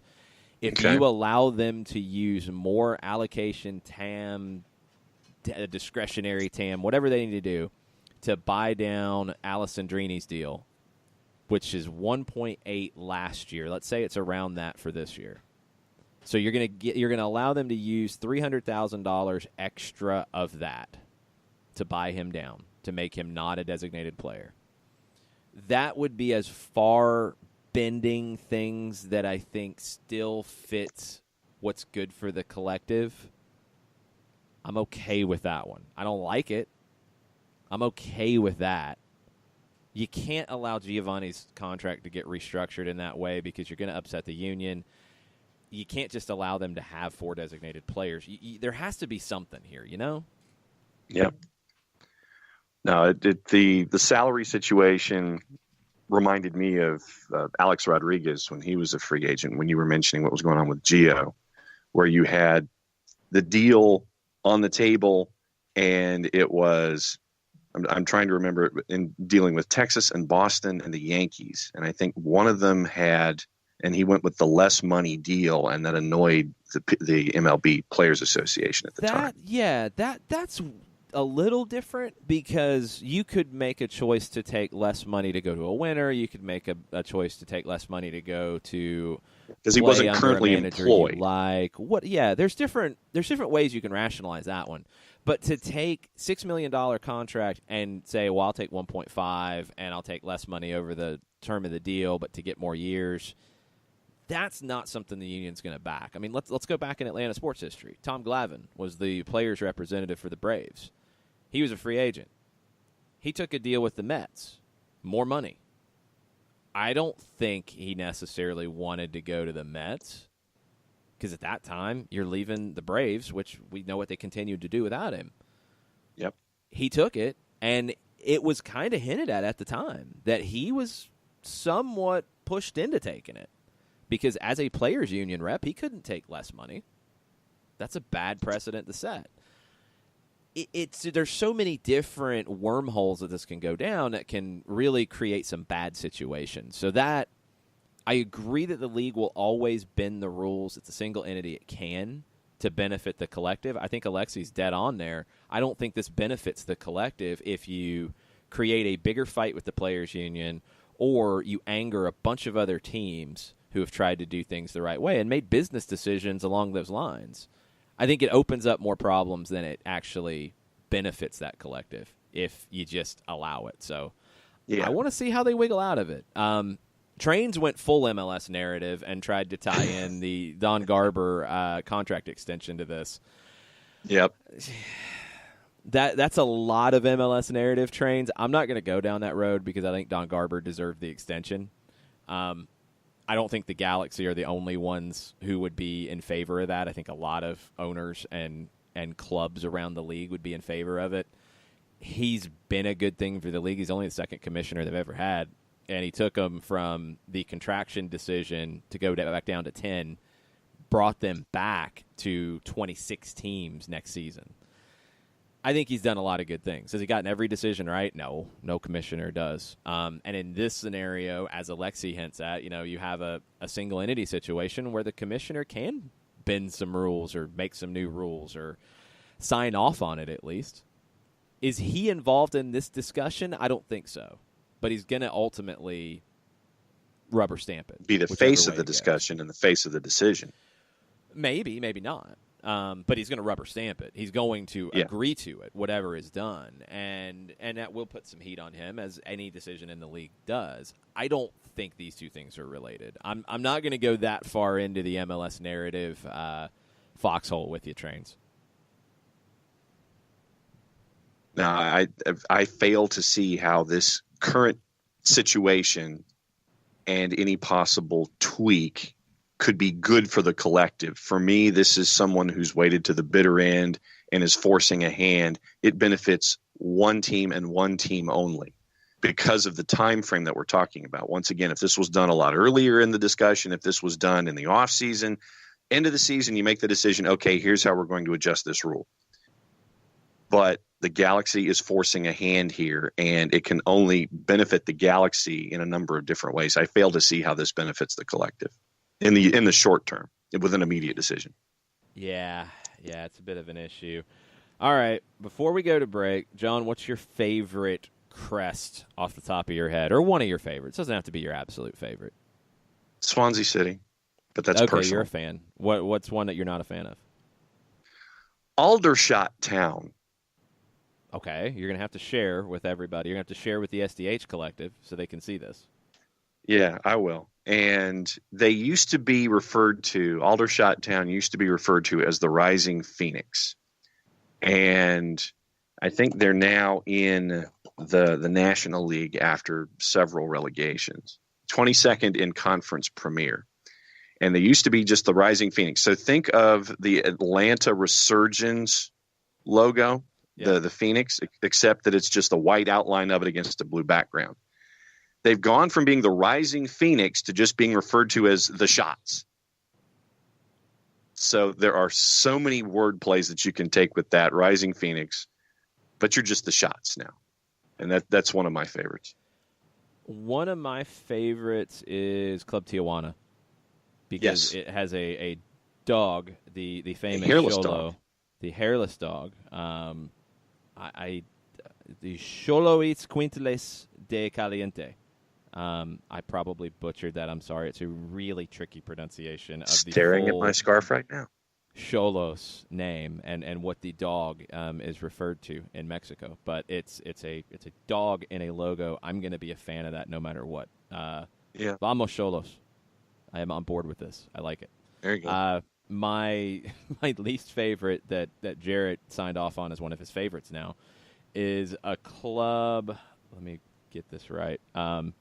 They play, or I think they played. I think they actually went out of business. They're trying to make a comeback though. They're trying to make a comeback, so this is good. Gombak United from Singapore. They are reportedly trying to rejoin the league this year, so you might be able to get some new Gombak United gear. I don't even know how to describe this logo. It's circular. There's red. There's black. There's some yellow. It's a standing pig wearing goalie gear and a Santa and a Christmas toque. I don't know. It could be a dragon. It could be a standing pig. It could be a deer. It could be some mythical creature.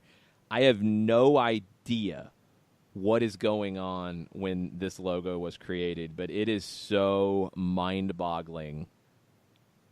I don't know. I don't know what it is. I have no idea.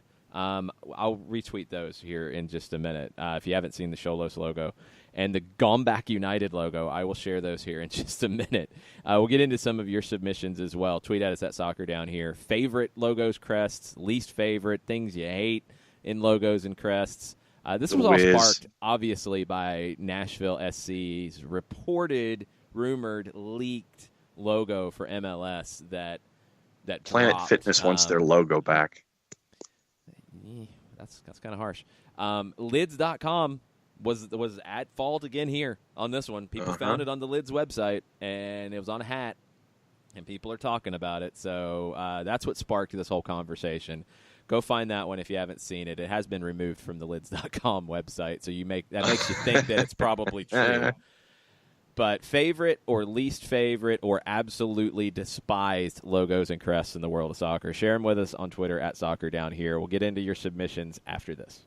As a business owner, you know that every year brings new challenges and opportunities. The success of your business demands expertise and focus. And Country Financial can help you keep that focus by helping ensure you have the right insurance protection in place to meet your goals. Jason Wright can help you create a customized insurance plan that has coverages designed just for your business. Give Jason a call at 678-568-6871 or reach him on Facebook at Jason Wright Agency. Coverages vary by state. Policies issued by Country Mutual Insurance Company, Bloomington, Illinois.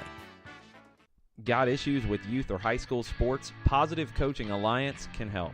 PCA is a national nonprofit working to transform youth and high school sports so that every child has a positive character-building youth sports experience.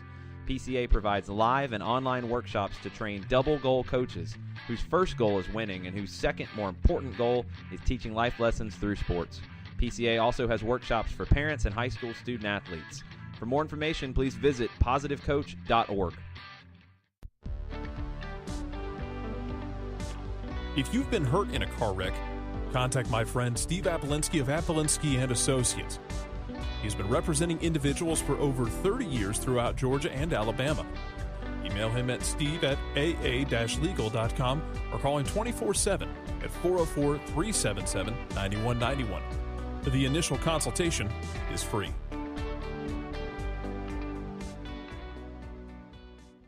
I adopted Bento in 2010 from a shelter.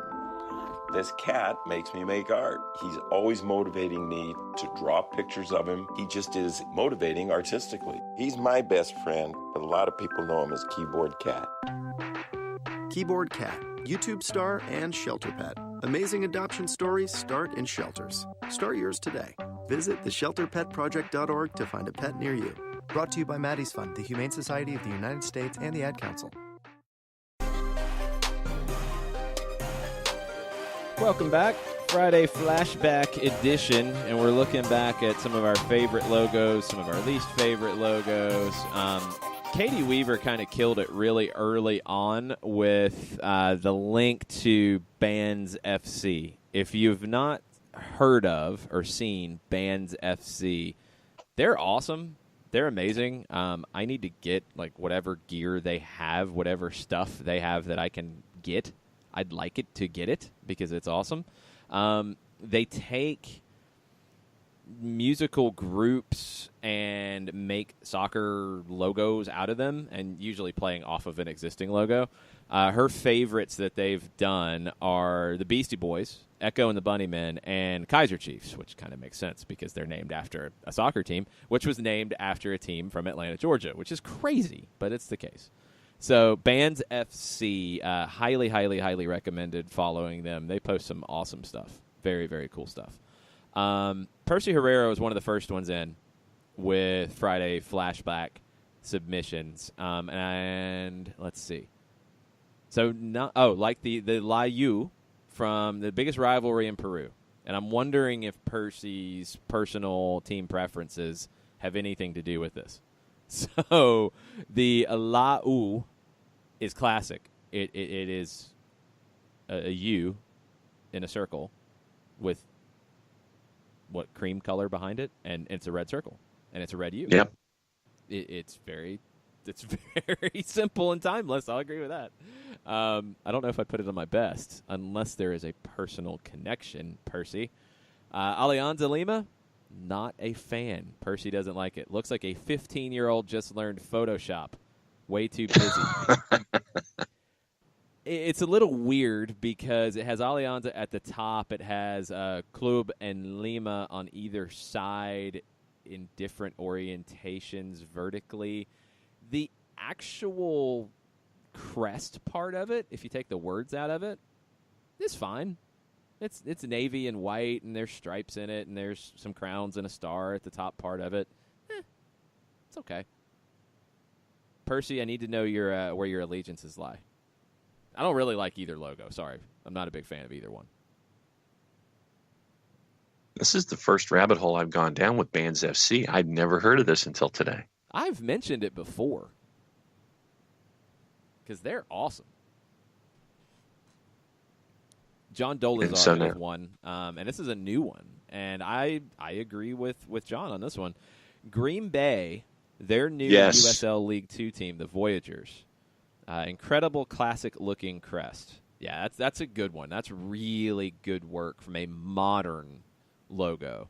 Sometimes we see the modern logos look really bad. Leeds United, I'm talking to you with the one that you tried to do, and then so bad. The muscular dude in the medium kit. Yes, that was yeesh. That was really rough. And that was a 3-minute rant on this show. Yeah, it did. I don't know what the resolution was with that. They went back to the old one. Well, I know they did that, but I don't know how they sold it. I mean, yeah, they went back to the old one, but what did they say about their tweet and their whole story about this is our new logo and our new way forward? This is what's going to represent us going forward. Did they just come out and say, my bad? I think so. It might have been that equivalent. I don't even know if they did that. They might have just, like, the tweet's still there. I saw it yesterday as I was looking back through these. So they didn't delete the tweet. I'll give them credit on that. But I don't know if they actually addressed the decision to not use that logo. Okay, here we go. Daily Mail, January 30th from a year ago. Yeah, that's right after they announced it. Yeah. 6 hours later, after the announcement, they said that they'd be reconsidering the design after being met with near universal criticism and mockery with a change.org petition telling the club to scrap the idea, gaining over 40,000 signatures. Yeah, but then what did they do? Like, I mean, okay, they were going to form a committee and they were going to discuss it. Then I think they left the actual discussion out and just went like, yeah, this is a bad idea. Sherbs with they've delayed the new introduction of the crest until the 1920 season. Yeah, Sherbs with the best description of the Gone Back United logo that I posted. I thought that Minotaur was a Shriner, but it's just the weird pizza slice behind him. It does look like it's a Shriner hat, but it's just the red triangle for some reason behind him that the red triangle then goes into the circular part of the logo, but it doesn't on the bottom part of the logo, and there's a yellow triangle that's smaller next to the red. I got nothing. I don't know what's going on with that thing. A Shriner with a pizza slice. Well, no, it's making not, a say. No, there's no Shriner because it's the triangle behind it. It's not a Shriner. It's just a triangle. It's just in a bad spot to where it looks like it's a Shriner hat, but it's a triangle because you can see the rest of the triangle. That's why there are so many questions about this thing. But it's a Minotaur, according to Sherbs. Oh. I have no idea. Second team gaffer submits FC Santa Claus into the conversation. Yes. Yes, which is always a classic one. I will agree with that. That's a good one. Will Palmer says favorites, Wolverhampton or Portland. I like crests without words or letters. Least favorite, all Red Bull crests because they're corporate. As I sip on my Red Bull. Which one? Just a regular one this morning. I got the peach for later. Okay. Yeah. The Didn't know if you were doing regular, silver, or peach. It's not that big of a deal. I'm not. I don't really care about the words or letters and logos, but the Portland logo and branding and all of that I do like. I'm a fan. I like the old one too. I like the NASL Portland logo. It was very good, and the modern version was still good. Like they didn't. I like the rose. Screw it up. I like the rose kit. Well, the kit. We're not talking kits, John. Not talking kits. We're talking logos. Let's talk about the difference before we go to break of two teams. Well, we can throw three. We can throw Vancouver into this. Three clubs with 70s heritage from the old North American Soccer League that have the same names that came into MLS and created new logos. I think Portland won the battle with the new logo. I think it's the best one of the three. I think Seattle's is ridiculous. The old logo was far better than the new one for Seattle. Yes. Vancouver... Meh. Maybe it's a push. I like the fact that they're going backwards in the homage for the 50th anniversary season this year? No, kits. We're not talking kits. Yes, kits, different story. I like what they did with their kit and the homage. That's great. The Vancouver MLS logo, it's not bad. It's not bad. Yeah. It's solid. The original Whitecaps logo is hideous. The red soccer ball with the maple leaf, and I think that lasted like a year or two. The one they ended with was pretty good with the navy and light blue and the NASL ball, and it's a wave and the word mark and on top of it. That was pretty good. The Whitecaps logo in USL was hideous. It looked like something out of Cartoon Network or something. It was bad. But I think they got better. I think the Whitecaps MLS logo is better than the best of their NASL logos, but not as good as Portland. Yeah. Portland won the logo battle from Cascadia. Yeah. Yeah, but I love the old Seattle. Yeah, the old Seattle logo is great. I think that's why I don't like the new one, because the old one was so good. I wish they had stayed closer to that. And I think Portland was smart to stay closer to the original logo. That was great. So Portland wins that battle for me, but love to hear your thoughts on that. Let's take our final break, come back. We'll have more favorite, least favorite, hated logos, crests, and probably a little bit of stoppage time as well. Stay with us. We'll be right back. Today's show is presented by Appolinsky & Associates, personal injury lawyers with over 30 years of experience, supporters of Atlanta United, Faction, and Inter-Atlanta Youth Football Club. If you've been hurt in a wreck, contact Steve today at steve@aa-legal.com or call in 24/7 at 404-377-9191. The initial consultation is free. A ranger station. I'd like to report a bear hug. Okay. I put out my campfire and Smokey Bear hugged me. So you drowned the fire, you stirred it, drowned it again, and felt that it was cold? Uh-huh. Yep, he's just letting you know you did good. Bear hug from Smokey Bear. Status update. I'm gonna let you go now. There are many ways to start a fire, but one sure way to put it out. Learn how you can do your part at SmokeyBear.com. Sponsored by the U.S. Forest Service, Ad Council, and your state forester. We know that every driver is different, and a one-size policy does not fit all. That's why Country Financial offers a variety of discounts, so you get the coverage you need and the savings you deserve. From good driver to good student, multi-policy to multi-car, we've got a discount to suit every driver. Call Jason Wright at 678-568-6871 today to see what you could save. On Facebook at Jason Wright Agency or by phone at 678-568-6871. Discounts vary by state. Policies issued by Country Mutual Insurance Company, Country Preferred Insurance Company, or Country Casualty Insurance Company, Bloomington, Illinois. Every hiring manager knows that a company is only as good as the people it's made from. So where do you find the best people? That may surprise you.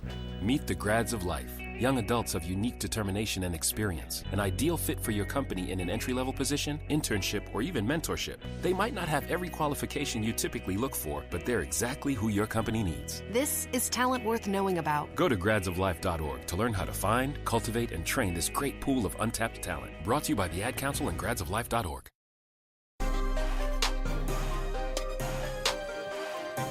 Final segment. Soccer Down Here, Friday Flashback Edition. We've ranted about the LA Galaxy and trying to bend the rules quite a bit. We're not going to do that anymore in this final segment. I don't think there's anything else to add. We'll see what happens at the league product committee meeting, product competition committee. I don't know, whatever it is. We'll see what happens. We'll see if we get any resolution this weekend on their 4 designated players. One last thing about the LA Galaxy, their logos. Have they improved? That early one. Have they improved? Yes. Yeah. You think so? It's better. Anything's better than that one that looks like a hurricane that had problems in paint shop. I'm saying by default. Yeah, I don't like the colors on that one. That's one thing I don't like. The rebranding with the current logo, I don't like their current logo. I think it's pretty bad. I just think it's just better than that first one. Anything's better than a swirling supernova that's got a bad color scheme. I think the bad color scheme's the issue. If you took the colors of the current logo and put them into the old logo, I'd probably like it more. I think the current one is just bland and boring and meh. So, not a fan really of any of the Galaxy logos. Sorry, LA Galaxy. Zach likes the Heracles crest. Yes. Pretty sweet. He has put that on our timeline. I like it. We will retweet that right about now. It's a good one. Clean. Wakatata Flame with the Bug Eaters. Our bug-eating friends who I want to see what they do next. I want to see what league they end up finding, what suits them best. They have a sweet crest. They have sweet gear. I mean, anytime you have a tractor on a soccer ball, that's and make it work. Like, it's not hokey. Like, that's good stuff. That's good work. Will, with another redesign question, favorite, the Juventus redesign number 1, which is one that I think a lot of people recognize. It was the oval logo that they had, and then least favorite for Will is the redesigned current Juventus logo. I didn't like the redesigned logo when it came out. I think I overreacted. I don't love it. I don't hate it. It kind of works. It looks like I'm buying a Jeep Renegade. Yeah, it's okay. It's not as good as the original. I don't know if they really needed to redesign, but it's not as hideous as I think it was made out to be. It's just there. And I agree on the honorable mention. Oldham for the owl. Oldham, yes. Yeah, it's an angry-looking owl. I like animal things in crests. I am kind of biased in that regard. It's an angry-looking owl staring at you. That works.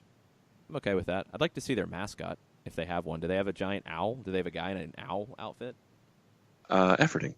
Or a woman in an owl outfit. It could be either one. I mean, you got the giant mascot head on, so you could be whatever you want to be. Zach also submits the Atlanta SC logo in the least ones. Yeah, I think they needed to take a little more time on that one. It's no bueno. What else do we have? Mike submits the Kansas City Wiz logo for consideration. I'm totally with Mike on the uniforms being awesome, but the logo being bad. It's really bad. It's worse than I remembered. I tried to remember it as being not quite that offensive, just bad. It's bad. It's really bad. It wasn't a whole lot better when they went to the Kansas City Wizards logo either that played off of that. Then I think they redesigned the Wizards logo. They nailed the redesign, the rebranding, going to Sporting Kansas City, even if the whole idea of being a sporting club doesn't really actually exist. The branding and the logos, everything looks so much better with Kansas City now. What are you freaking out about? Chatty the Owl, Chaddy. And it looks like Chatty the Owl is the Oldham Athletic mascot. Okay. And in 2011, it was attacked by one of its own fans. Oh, no, that's not good. Why would you attack your mascot? Why would you attack the angry owl? This was not an angry owl. This mascot, Chatty, is by no means angry under any circumstance. Chatty the Owl from Oldham, yes. It pops up on a Google search, and no, it's not so angry. There's different versions of it, though. Maybe they made it angrier? Or one version of it looked like an evil bat? It's an owl. What in the world is going on with that thing? So somebody attacked it? Why? Why would you do that? Let's reading said article. Chatty the Owl was punched in the face by a fellow Oldham Athletic supporter before the club's clash with Preston North End. The 7-foot bird was posing with a young fan for a picture in the concourse, and without warning, a thug walked over and hit him before calmly walking into the bar. That's terrible. Why would you punch the owl? It's taking a picture with a kid. That's terrible. Yeah. Come on, Oldham fans, do better. Yeah, 2011 Oldham fan, do better. And you know who's managing Oldham Athletic, by the way? Who is managing Oldham Athletic right now? Paul Scholes. I love it. Paul Scholes, one of my all-time favorites. Recently named new manager at Oldham Athletic. I did not know that. We're going to have to talk about that on Soccer Over There. Tofka submits Middlesbrough. Simple. Yes, clean. Maybe Lions are overused, but it's clean and solid. Yep. Kind of like Juve's new crest, very modern, probably will be hated as a fad in 20 years, but for now. I actually don't know if it'll be hated on as 20 years as a fad. I think it works long term. I think it's just different. I think it's different from what had been a pretty classic logo. I think it'll work. I think it'll be okay. I think it's more of just, did you really need to change it? Okay, Jarrett has submitted one that I'm trying to pull up the whole thing in its glory, because what in the bluest of blue hells is that? Dominica Football Association, I guess the FA's logo. Yeah. It's got every color you can imagine in it. It's got fiery looking bluebird, a blue parrot, I don't know, a cockatoo. I don't know what that is on top of a pretty normal looking crest that is then surrounded by stars, that is then surrounded by a circle. It's like every possible version of a logo slammed into one thing. Yep. I'm blown away by the Dominica Football Association, and I want to see their kits now, because that's mind-blowing, Jarrett. I don't know where you found that or what rabbit hole you would have found that in. Wow. Checking DominicaFootball.com to see if it's an active site. Yes, it is. And well, I would hope so. I mean, it's an FA. They are referred to as the Nature Boys with a Z. They do not have anything else. Ric Flair, why do you not have a sponsorship deal with these people? Why are you not hanging out with Dominica on a regular basis? It's the Nature Boys. Come on. That's the greatest thing I've heard. Yep. And that's probably going to end up being a Festivus gift for everybody here. Ay, Dios mío. Nature Boys with a Z, but they've got to sell the kits. They don't have the kits for sale. Have you seen that logo? They don't have a lot of things. One of them is a graphic designer, or probably a budget for said graphic designer, because this thing just looks slapped together from anything they could find.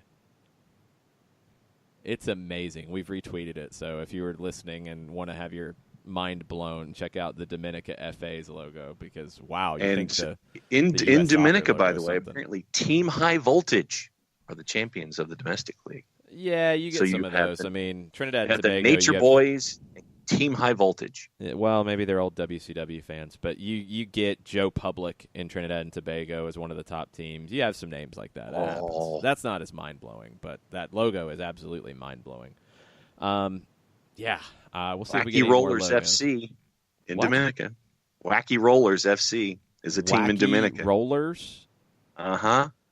This is why the CONCACAF Champions League needs to grow, so you get an Atlanta United match with the Wacky Rollers. That would be an epic The collision. 21st century Laugh Olympics. You'd have the Scooby Doobies, the Really Rottens, and the Wacky Rollers. You need to specify which one of those are actually real and which ones aren't, because there is a real team called the Wacky Rollers. The others are made up, I hope. Yes. The Scooby Doobies, the Really Rottens, and the Yogi Yahooies were all in the Laugh Olympics. Yeah. But the Wacky Rollers are a legitimate team in the Dominican Football Association Premier League. Interesting. A couple news bits before we go for the week. The Galaxy are not done in looking at players either. So it's just funny that they have designated player situations, and they're talking about Giancarlo Gonzalez of Bologna, center back. Who played a little bit with Columbus before having a great World Cup in 2014 and being transferred out. I guess maybe somehow you could get him on a TAM deal. I don't know how, but I just am going to shake my head at any roster moves the Galaxy make with top players because I have no idea anymore. Brian Schmetzer said this about Roman Torres not being part of training camp and being back in Seattle training. It's normal course of business for preseason. Players come and go. We will see Roman in Seattle, and there's no big issue as far as we're concerned. Okay. We'll see if that's true. Toronto, still trying to get Mr. Pozuelo, but also it looks like they're not going to try too hard because they would be potentially forcing him to break a contract to leave Genk and come to Toronto because Genk is saying that they had an agreement that he would not leave. So they're trying to hang tight, but also not hang tight. They want it to get done, but they can't really force it here. They're in a bad spot. Bill Manning, team president, said, "We don't want to wait very long to sign our DP. We want to make sure it's the right guy. It's complicated." Wouldn't specifically identify Pozuelo as that guy, but it's definitely complicated. That part's for sure. Yes, that's a word. Nashville, we have seen the logo leaked from lids.com. It's been removed. It makes you think it could be true.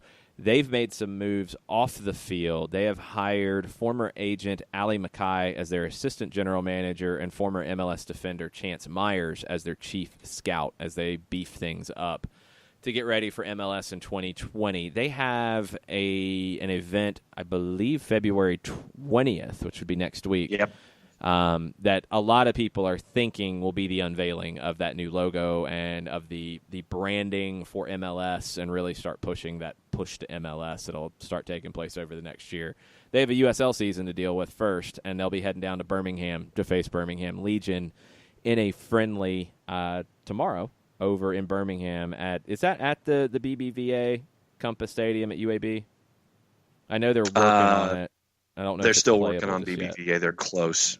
Okay. So Birmingham, we'll retweet it here in just a bit. Birmingham Legion's hosting that if you're looking for a match to go see. You might get to see former Atlanta resident Daniel Johnson, who was with the Chicago Fire. Looks like he's signing with Birmingham. He alluded to that on Instagram, which means it's true because that's how the IG works. I'm down with the IG. You're not down with the IG. Don't lie to the people. All right. It's time to go. Oh, wait a minute. It's not time to go. It is not time to go because Thomas Jawin just tweeted a picture of the Dominica home kit from 2012, and it lives up to the hype. It's yellow and blue, and it's Admiral, and it looks like it was probably picked off of a rack, and it really doesn't have anything to do with the logo, which has a lot of green and red and an angry bird. But, yeah. It's very Swedish. It's very... we need something to wear, just slap a number on it and give it to us. That's what it is. It's bad. Yeah. It all works together because you have a crest, an angry cartoon-looking bird, stars, and a circle all happening in the logo with 20 different colors. You might as well add stripes and shoulder bars to the logo. I mean, to the kit to make it even more ridiculous because it's a mind-blowing kit. I'll tell you right now. Why not? It all just goes together and makes you want to lay down because it makes you dizzy. That's where it is. That's strong. It's bad. All right, we're going to go now. Share your logo, share your whatever news you want to share with us. We'll keep you posted on the Galaxy stuff as best we can because I'm sure it's going to be a big talking point all weekend long in MLS circles because it's a big deal. Hopefully they get it right. Hopefully a resolution is found that does not ruin the competitive balance and competitive just integrity of the league. Hopefully they figure this out and consider that as part of it too. So we'll see what happens. We'll keep you posted. Thanks everybody for listening and engaging and interacting with us. It's match week. Next week, Atlanta United Thursday in Costa Rica. Tonight, a lot of you are heading down to the Benz for the kit unveiling with some special guests. It's kind of a thing. I wonder what the crowd's going to be like. I wonder how big the crowd will be. Is it just Roger Bennett of the Men in Blazers, or is it both Men in Blazers? Yeah, I've just heard Roger Bennett. I have not heard Michael Davies. Okay, so it's just Roger. It'll be fun. It'll be cool.